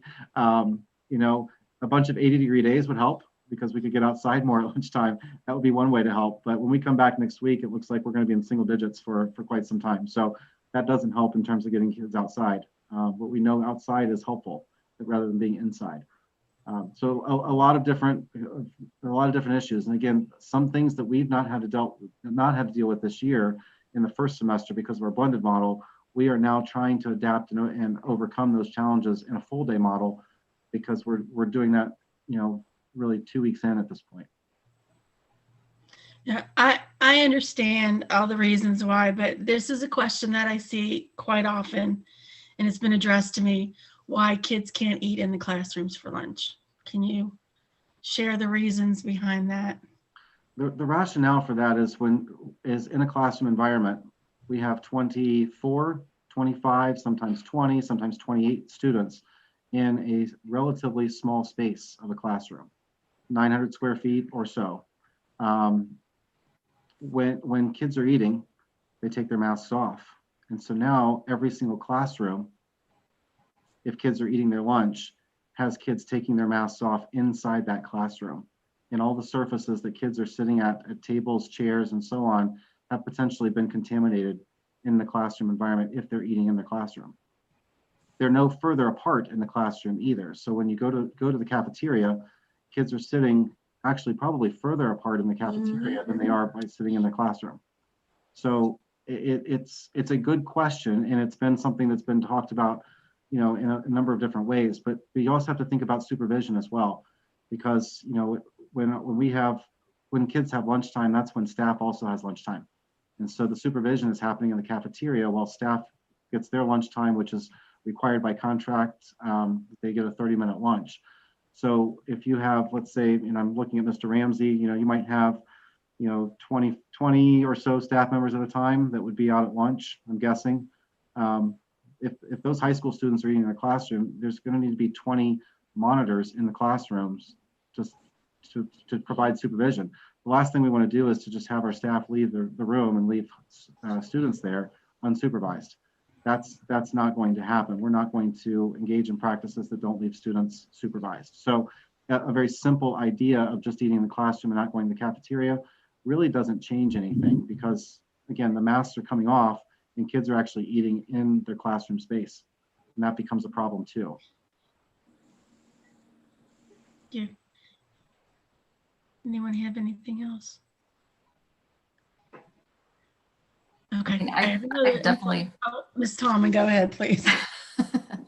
I want the kids in school as much as anyone. Definitely last week was very concerning, not only just due to the number of cases, but the severity of sickness that we saw. Based on like what you've identified this week as problem areas or possibly things that we could tighten up as far as the precautions go, do you feel comfortable? Like, do you feel like we could end up in the same situation when we come back next week? You feel like we'll be in a better place? I think based on our conversations today, there are a number of things that we can probably improve upon what we're currently doing after having seen it for 7 days. Does that mean it will completely eliminate any risk that we will see the same thing happen again? The answer is no. Right. I can't say right now that we won't come across this again in March. We just don't know. And I think that's the hardest part of this, is that we can see an ebb and flow of activity in the building or in the community, and it can rise up again, or it can fall off again based upon a number of different factors. And there's no guarantee that there's that transmission that's happening within the school building itself. We're seeing kids coming to school sick. So when we talk about if students have any of those symptoms, keeping them at home, it is the very best thing that can happen, because if kids are coming to school sick, then they're creating close contacts, and that increases the risk that more students are going to become sick 6, 7, 8 days later. So adhering to that strict, if you have symptoms or aren't feeling well, it's no longer okay to just try to gut it out and feel, you might not feel great, but come to school and you're okay, you can be tough and deal with it. The answer to that is no. If you have any of those symptoms, you should be staying home, and that's for staff too. I'm sure most teachers, all teachers have come to school not feeling well before, and we just gut it out and we do it because that's what we do. Well, right now we're telling them to stay home because we don't want to create any more risk for students or staff. So that is a fundamental practice that can change, but we can't control that one, right? That's a plea to the community that students that are not feeling well need to stay at home so that they are not going to create a greater risk for others. Again, mask for 6.5 hours a day versus 3 hours a day, that's different for kids. That's something that we know that it needs to continue to be monitored and enforced. Again, lunchroom practices of staying in seats and all those kind of things, we can do a better job there too, I'm sure. But there's a lot of great things that are happening too. And that's, I think what we're finding is all of the great things that have been put in place. Well, now that we're seeing how this happens in a real school day for almost 2 weeks, and well, there are some things that could be improved. And that's again true of every single school year that ever happens. So I think that, Ms. Tomlin, to answer your question, I think we can certainly do some things to improve on what we're doing. I will never guarantee that we won't see this happen again, because it's very possible. I don't even say likely, but it's possible that we could see something like this take place again. And that's what we want to avoid. But would probably ask for that partnership with the community to help support some of those practices that we know are safe practices. And particularly if students aren't feeling well, please keep them at home. Is there anything that we could do as far as like a symptom check or anything in the morning to identify those kids and get them out of the building? So we used to do the thermometer in the morning, and what's happened is, those become less and less effective over time, particularly when kids are coming in from the cold weather outside or coming in from a hot car, perhaps. We have seen some level of students that come in with an elevated temperature, but you give them 10 minutes and they cool off a little bit after they've been in a hot car and they're right back down to a normal. So the thermometer checks weren't really seeing much of an impact. Students that do have symptoms, our staff is looking for those.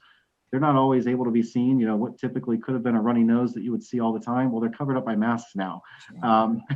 You can't always tell if a student has a headache or those kinds of things. So you rely very much on students and families reporting the symptoms and not feeling well. And sometimes kids, you can tell kids don't feel well, or they'll come to the clinic.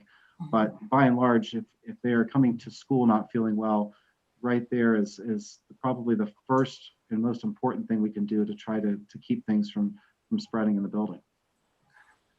Yeah. And then, sorry, this is my last comment. Regarding the plexiglass, would it be beneficial to consider that for potentially the special needs classroom where they can't wear masks, not due to it being a substitution, but potentially just, as an extra safety precaution? Well, we do have a few of those around the building. It could be that a few in those kinds of places, again, we'll talk through like our speech pathologists, for example, they have them in their offices or at the secretary desks in the buildings. They can be helpful. But again, I don't know that that's not going to change the reality of being a close contact. So, it's almost more, and we were kind of told this early on, that it's kind of a nice look. It makes the appearance that there is a barrier there, but the reality is unless you're completely enclosed, an airborne virus is going to go right around a plexiglass barrier. So again, it's not that it can't be looked at for sure, but the effectiveness doesn't really, it's not going to change a whole lot for us.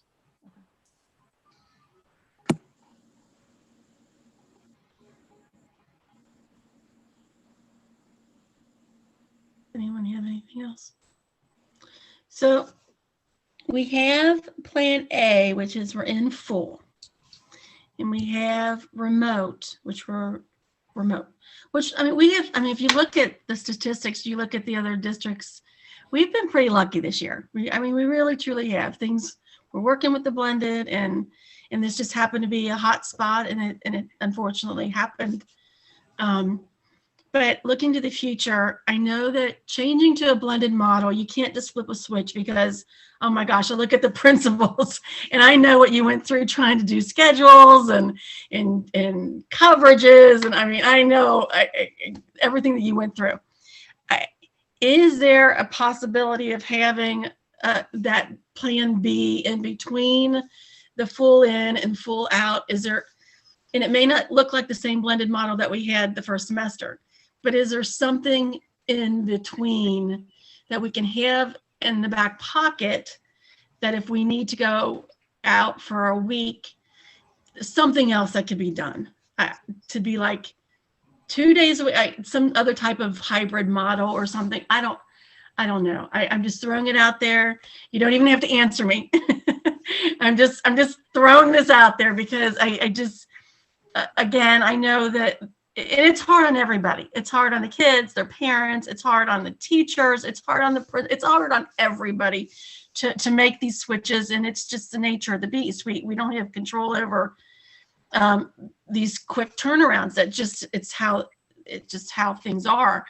I just didn't know if there was, like a drawer that you could have this like other option kind of a thing to look at. Like, I wouldn't expect you to have it in place in a week or 2 weeks, or just a conversation. Mhm.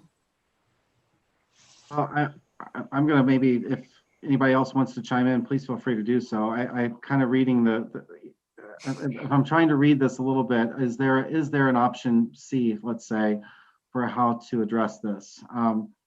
We can always look at different options, and I think, and all of you, the five of you, when I call you, you can hear probably the agony in my voice a little bit sometimes, that these are miserable decisions to have to make because of the impacts it has on everybody involved in the district.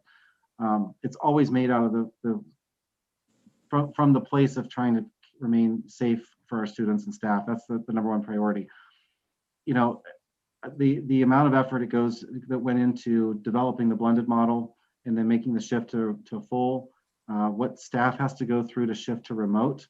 We say we can be agile, and we can be, but it is a monumental effort to do so.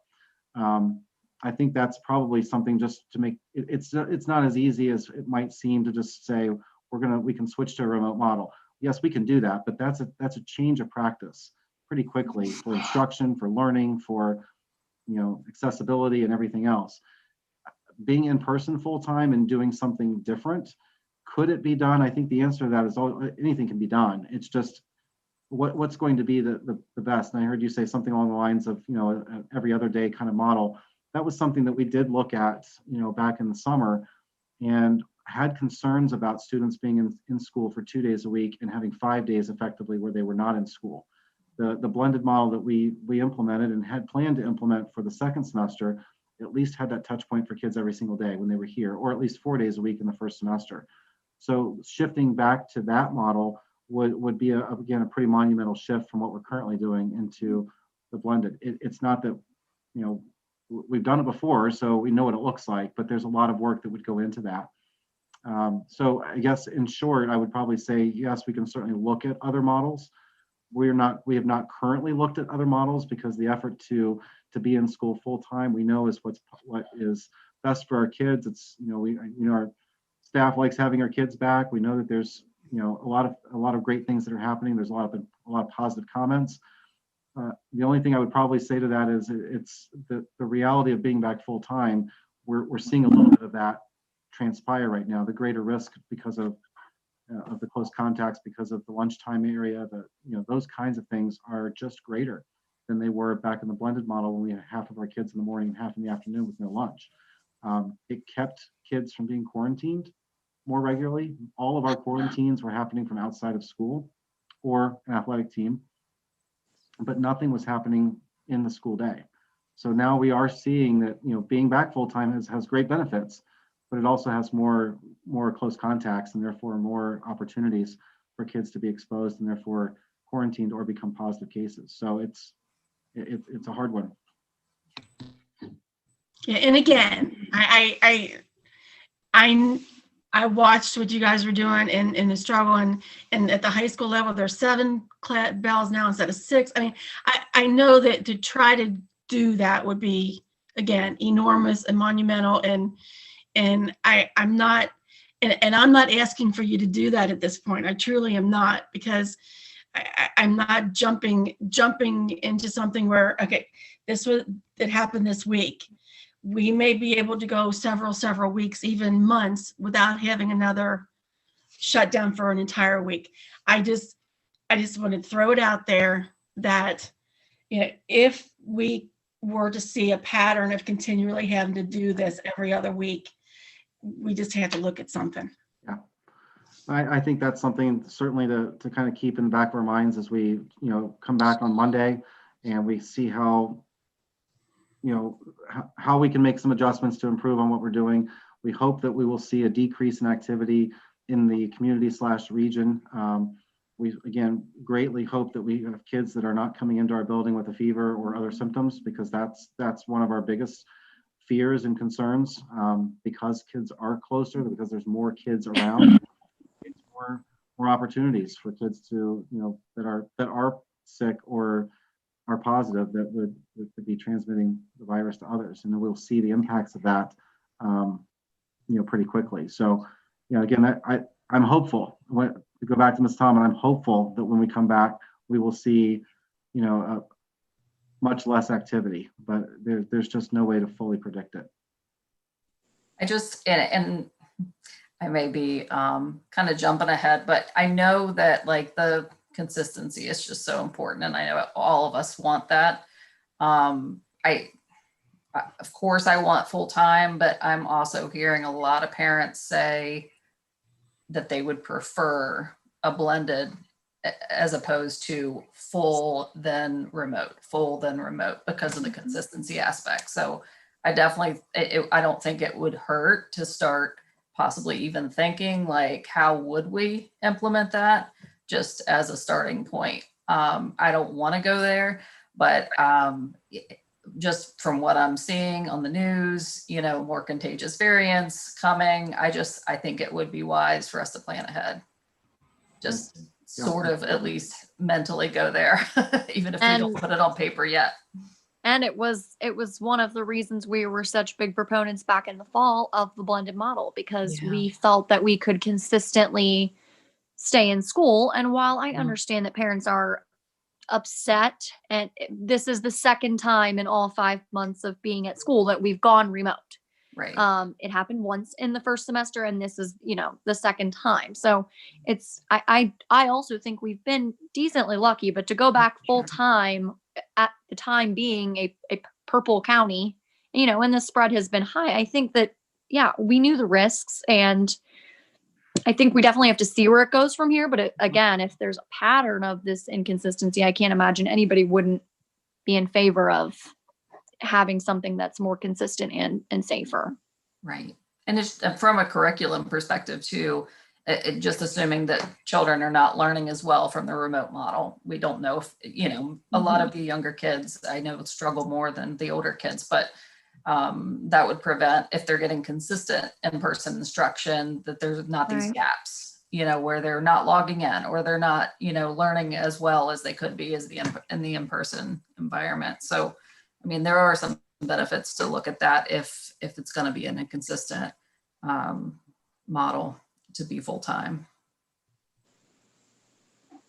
Well, we have one kind of data point at this point to look at from being back full-time. Right. So we come back, we modify some things, we see what can we do to improve upon what we are already doing, and we'll see where that will take us in the coming weeks, and we'll hope that it will be able to continue moving on smoothly. And if not, then maybe that might be the trigger to start looking at other options, as you stated before. So I appreciate the comments and the feedback.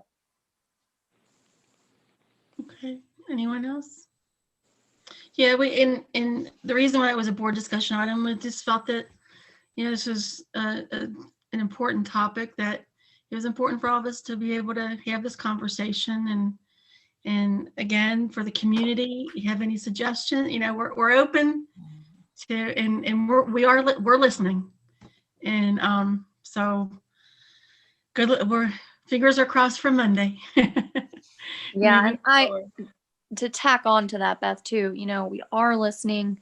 We do hear the frustrations, but it's really important for everybody, I think, to understand, and everybody on this Zoom call, of course, in this meeting knows that we aren't making any of these decisions on our own. Every decision that's made is made with support, strong advice, recommendations from the health department. And that's our jobs, is to follow those recommendations. It's not to err on the side of what our personal opinions are about any of this. We have to follow that advice. And so I think that it's important for everybody to understand that whether or not you're a parent or a board member, in our positions, that's our job, is to follow the advice of the higher ups in the health department and make sure that our students are safe first and foremost. Even if we don't like it.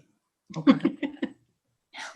And even if we're just looking, I know there's varying opinions about, if parents feel comfortable with their kids being exposed to coronavirus or what, but even if we're just looking at our functioning, we can't allow it to get so widespread that it takes out our staff, or we can't function. So, 31 staff that were exposed last week, like if even a few of them went down, that would be a real staffing issue.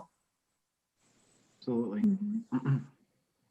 Well, vaccines are on the horizon, so that's a positive to look forward to, and we'll just have to keep moving forward. Okay. Thank you, everyone. We'll move on to, unless anyone else has anything they want to add. Okay, we'll move on to superintendent's report, district master scheduling, Mr. Enix. Right, just a brief update on master scheduling. I did touch on that during the State of the District address. Our administrative team, our principals are starting to look at scheduling for next year. We've been looking at that as a kind of a district perspective on some scheduling models that we might be able to do things a little bit differently. Again, just because of being all in the same building. So while there's nothing finalized yet, it is the time to start really looking into what scheduling will look like for next year. All of you as board members have the updated program of studies draft from the high school, and looking at the course offerings and the graduation requirements and those kind of things that have been changing. I've been keeping up to speed on the graduation requirements, the start of graduation seals that are part of the new graduate, I think it's class of 23, I believe, that are required to have a certain number of seals. And locally defined seals, which were approved at a previous board meeting. So again, this is the draft copy of the program of studies, and maybe wanting to start a new model here of presenting the program of studies to the Board of Education for review prior to it being an action item for approval. So I've spoken with Mr. Ramsey. I know he's been working with counselors and Ms. Bell to, as well as staff, of course, to make some updates to that program of studies, and that is what you have in draft form right now. Next steps for us will be to begin meeting with students and getting the scheduling process started. It is a comprehensive project when you look at district scheduling, to look at what the number of course sections are that are needed, the number of students in those sections, making some decisions about courses that can actually happen versus those that don't have enough students that have signed up for them, and how we put together a schedule that meets the needs of our kids. So we have, again, started that conversation, and until we get to a little further along when students are making course selections and that kind of thing at the high school level, we're in the planning phase for right now. So wanted to at least give you that update. And typically this would probably happen a little bit sooner than where we are right now, but again, there's been a few other things that have been taking over our time since we've come back from the holiday break. So that is where we are right now. And again, just wanted to touch on that and let you know that we are certainly in process of getting scheduling going for next school year. The second item for the report tonight is a vaccination update. I did have notified our staff as well as all of you that we received notification that we are slated for the vaccine to be available for our staff beginning next Thursday. We have got a partner in Mercy Health that notified us of that opportunity. So we're currently in the studying plan for how that might look. If that were, now, and I say all this with a very big grain of salt, that is the plan.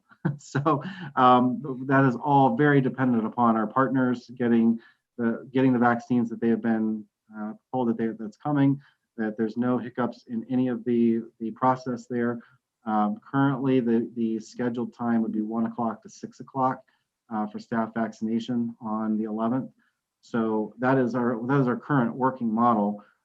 There could and maybe will be changes. I know that partners have meetings on Friday as they receive their vaccines, and the distribution process kind of takes shape. So we are kind of just in a constant mode of waiting for the next piece of information to come. But as it came yesterday, it was exciting to find that out. We do anticipate that happening on site, which would be a much easier way of making sure that all of our staff are available for that. But at this time, that is what we know. And if anything changes, then we'll obviously be needing to adapt to that. But as of right now, that's what we know. And the start of vaccinating our staff, at least the first dose, will be 11th.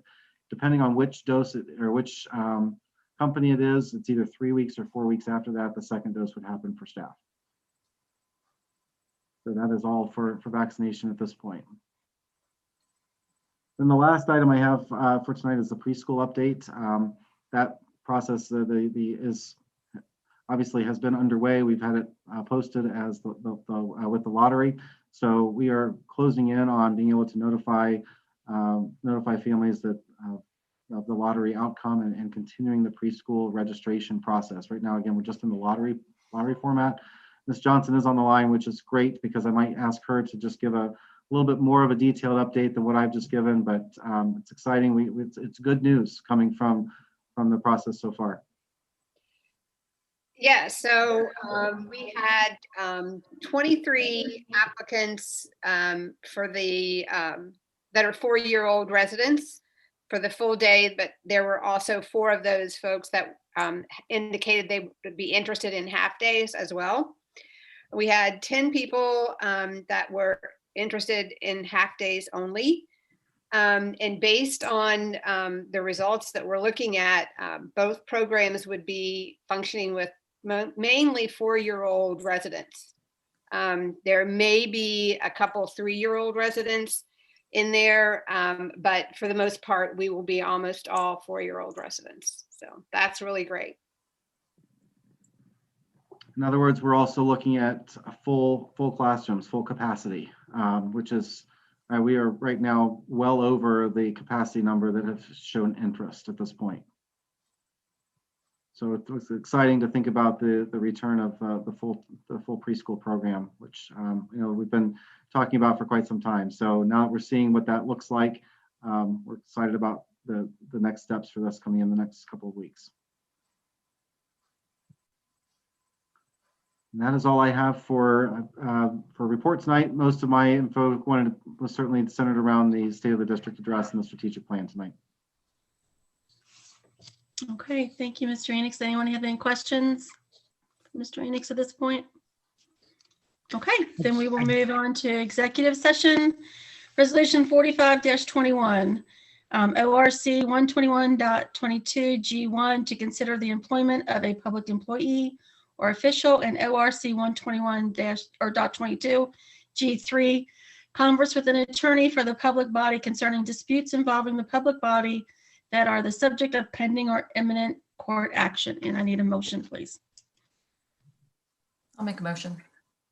I'll second. I have a motion by Mrs. Tallman, second by Mr. Purdue. Roll call, please. Ms. Bemis, Yes. Ms. Menner, Yes. Mr. Purdue, Yes. Ms. Tallman, Yes. Ms. Warnery. Yes. 5 yes. I have the time of 7:31, and we will be inviting Mr. Dieters into the second part of the executive session. Please remember to mute and turn off your video when you go over to the executive session. And again, thanks to the administrators for coming tonight. Thank you. Yes, I'd like to thank all of you for being here tonight. Appreciate you being here and your contributions to this whole process and the strategic plan. So again, thank you very much. You are all dismissed. Have a great evening. Take care.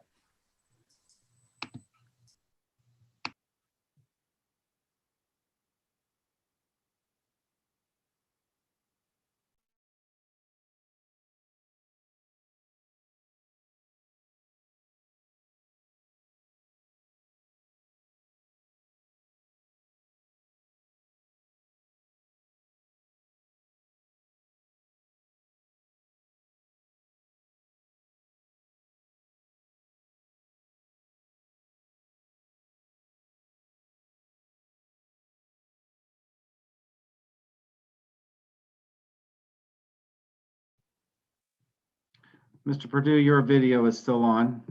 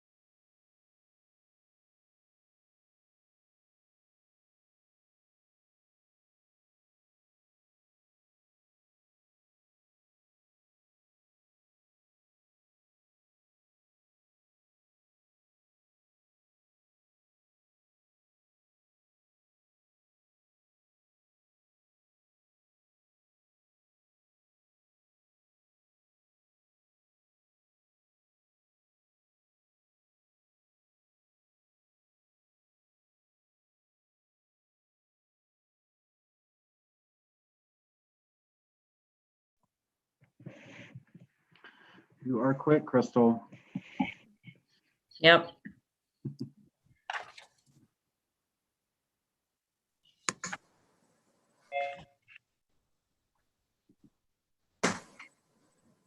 Listen, Alicia. Mine shut off. I had to go back and find it in my email. That's what I had to do. Why won't my video let me? You might have to go back and come back in. Yeah. I may not be able to find it. Sometimes if you come in too fast before the video loads, it won't let you. Oh, okay. Somebody just, I okay. just- There you are. I Oh, just, shoot, I'm I just back as put you back Brian. in, Jim, because beforehand, your video was not turning off before we went into executive session. Oh, okay. Oh, good. So I had to undo that for you. So we should be in good Okay. shape now. Thank you. Okay. Oh, I'm sorry, Crystal. Oh my gosh, I was waiting for you to come in and there you are. It's because there were so many people earlier and now there's I apologize. Okay, we are returning from executive session at 9:21.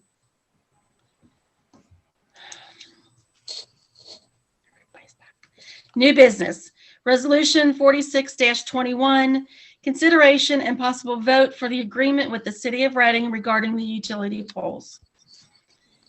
And I need a motion, please. I'll make the motion. Okay, so this says consideration and possible vote. So I'm probably going to need a little bit more on your motion, please. I'll make a motion to approve resolution 46-21.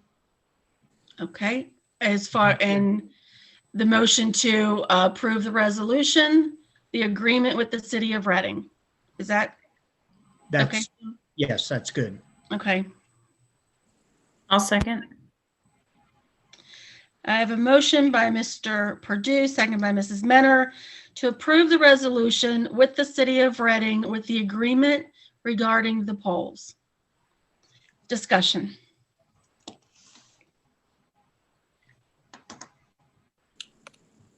So for our viewers, if we have any, and a little bit more description, at this point, we may have some tomorrow or later tonight.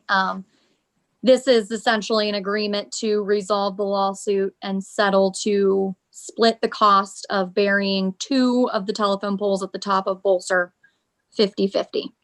That's fair to say. Okay. So, a lot of our discussion has happened per the ORC within executive session regarding this. I know the city has had a lot of public discussion. But ultimately, a lot of people know the history resolving around the polls. And, this issue began several years ago after the bond issue passed and when new school construction began. And ultimately, the poles in question that are at the top of Bolser, there are 4 of them. Only 2 are actually going to be being buried.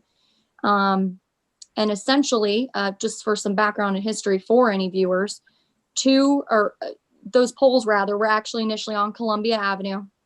It was requested by Duke to move those poles through an easement. They asked the school for an easement. We had granted them the easement to move those poles over to the other side of Bolser. The city also signed the exact same agreement to move those poles for Duke to do that.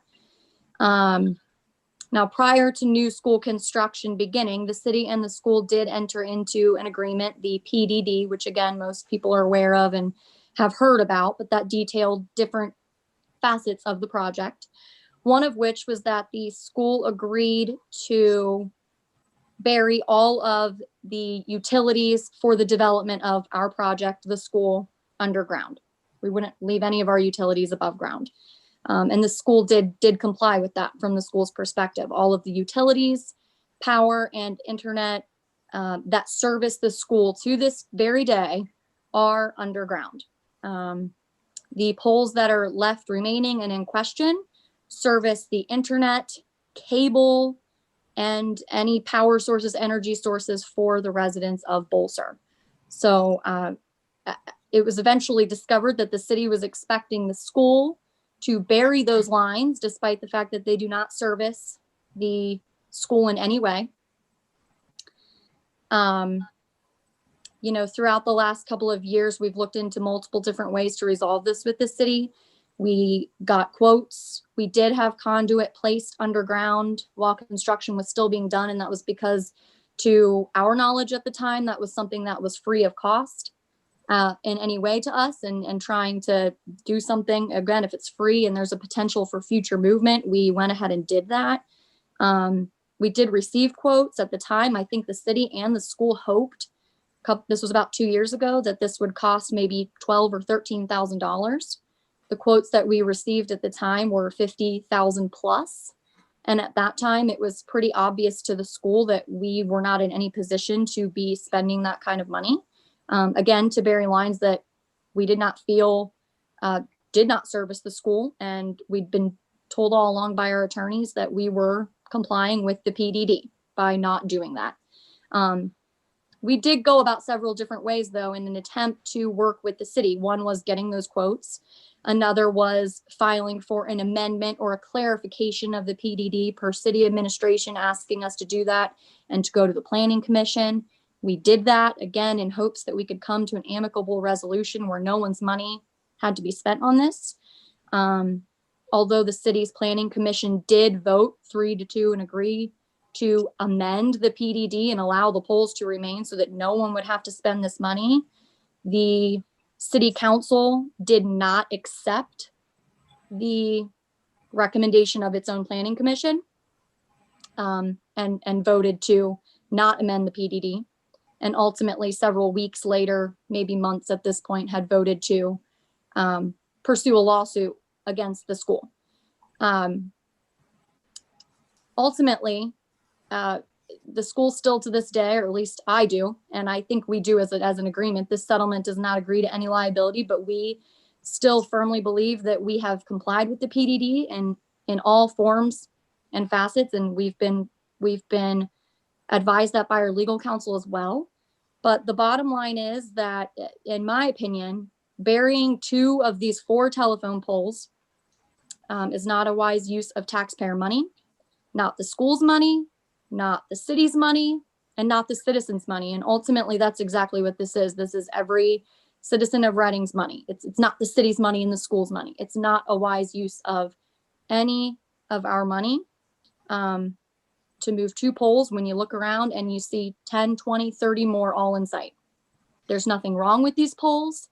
The contractors themselves have said, why are we removing these poles? They have not recommended it. And at the end of the day, I feel that the community has told the city that they did not want this. They came to the planning commission meeting. They came to the city council meeting on December 26th of 2019. And they signed a petition saying, we do not want to use taxpayer money, city's money or school's money for this. And so at the end of the day, I do not think this is a wise use of our money. I don't think that we should be splitting this 50-50. I don't think we should be paying for it at all, that anybody should. However, if this motion does pass, I do support the decision of the board, and I am very optimistic that we can hopefully move forward and work with the city in rebuilding our relationship at this point.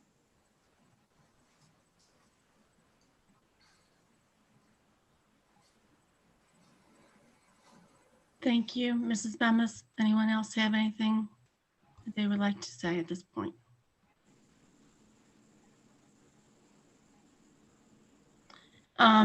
Okay, just very quickly, I had a whole page written up about the history behind this. I appreciate Mrs. Bemis going through that with us.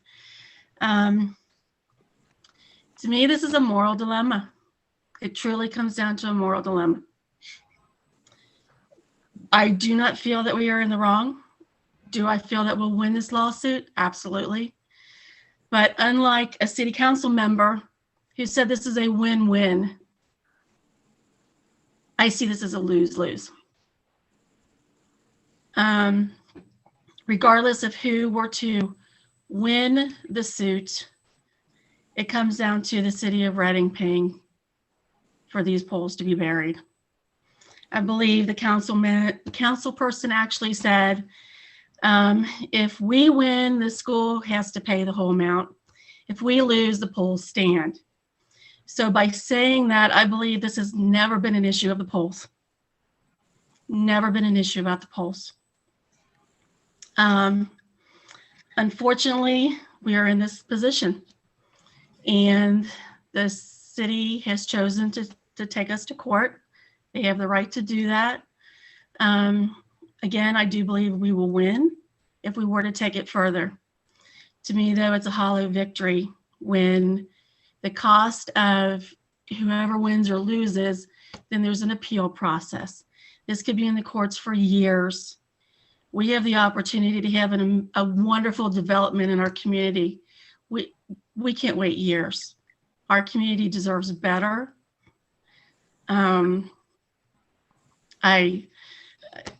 It would be a hollow victory because in the end, it's going to cost the taxpayers, both the city and the district, more money to not settle this and be done with it, and it will go to our attorneys instead of our children. And I just cannot, I can't go along with not supporting this. And I respect everyone on the school board, and I respect your vote tonight, but I just cannot. Enough is enough. Enough is enough. We need to put this to bed. We talked tonight about a strategic plan. We have so many wonderful things going to be happening in our district. We have the opportunity for this Dow project to go through with hundreds of jobs to our community. That's a win. To me, that is the win-win, not this lawsuit. This lawsuit is a lose-lose for everybody. That's all I have. Thank you. I just want to say, no matter which way this goes, I hope everybody comes together after this, puts this behind us. We need to be more positive. We're the city of Reading. I mean, we love our city. It's just sad that it came to this, and I just hope we can work together in the end, and just work as a team. I mean, we're all gonna have different ideas, viewpoints, but in the end, just come together. It's all of our money, and we need to put our money where it needs to go instead of in a ground where these aren't even causing safety issues. But in the end, I mean, I agree with points of Alicia and Beth. But I think in the end, we just need to work together. It's crazy. It's come to this, and it's sad, but I hope we can all work together.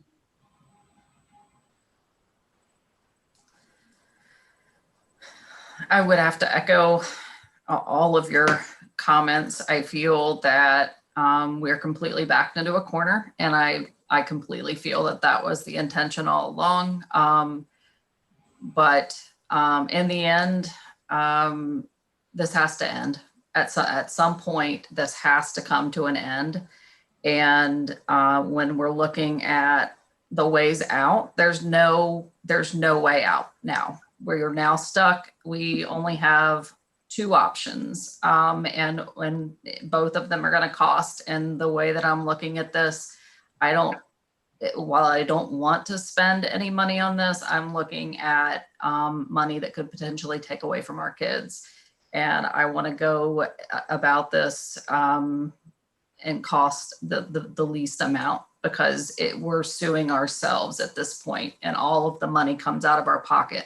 Whether it's the left pocket or the right pocket, it's coming out of our pockets. So we need to get out of this paying as little as possible.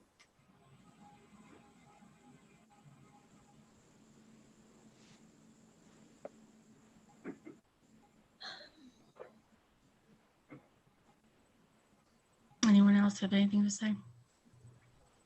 Okay, so we have a resolution in a second. Motion in a second to the resolution to approve the agreement with the City of Reading regarding the utility poles. Roll call, please.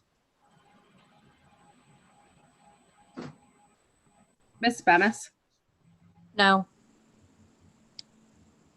Miss Menor, Yes. Mr. Purdue, No. Miss Tommen, Yes. Miss Warnery.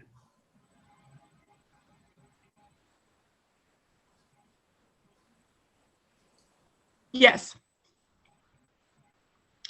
Okay, the vote is 3-2, the motion carries. I need a motion to adjourn. I'll make the motion. I'll second. Motion by Mrs. Bemis, second by Mrs. Menor to adjourn. And the time is 9:36. All right, you guys have a nice evening. Thank you again, Mr. Enix, for your wonderful presentations this evening. Very much. Appreciate Good them. evening.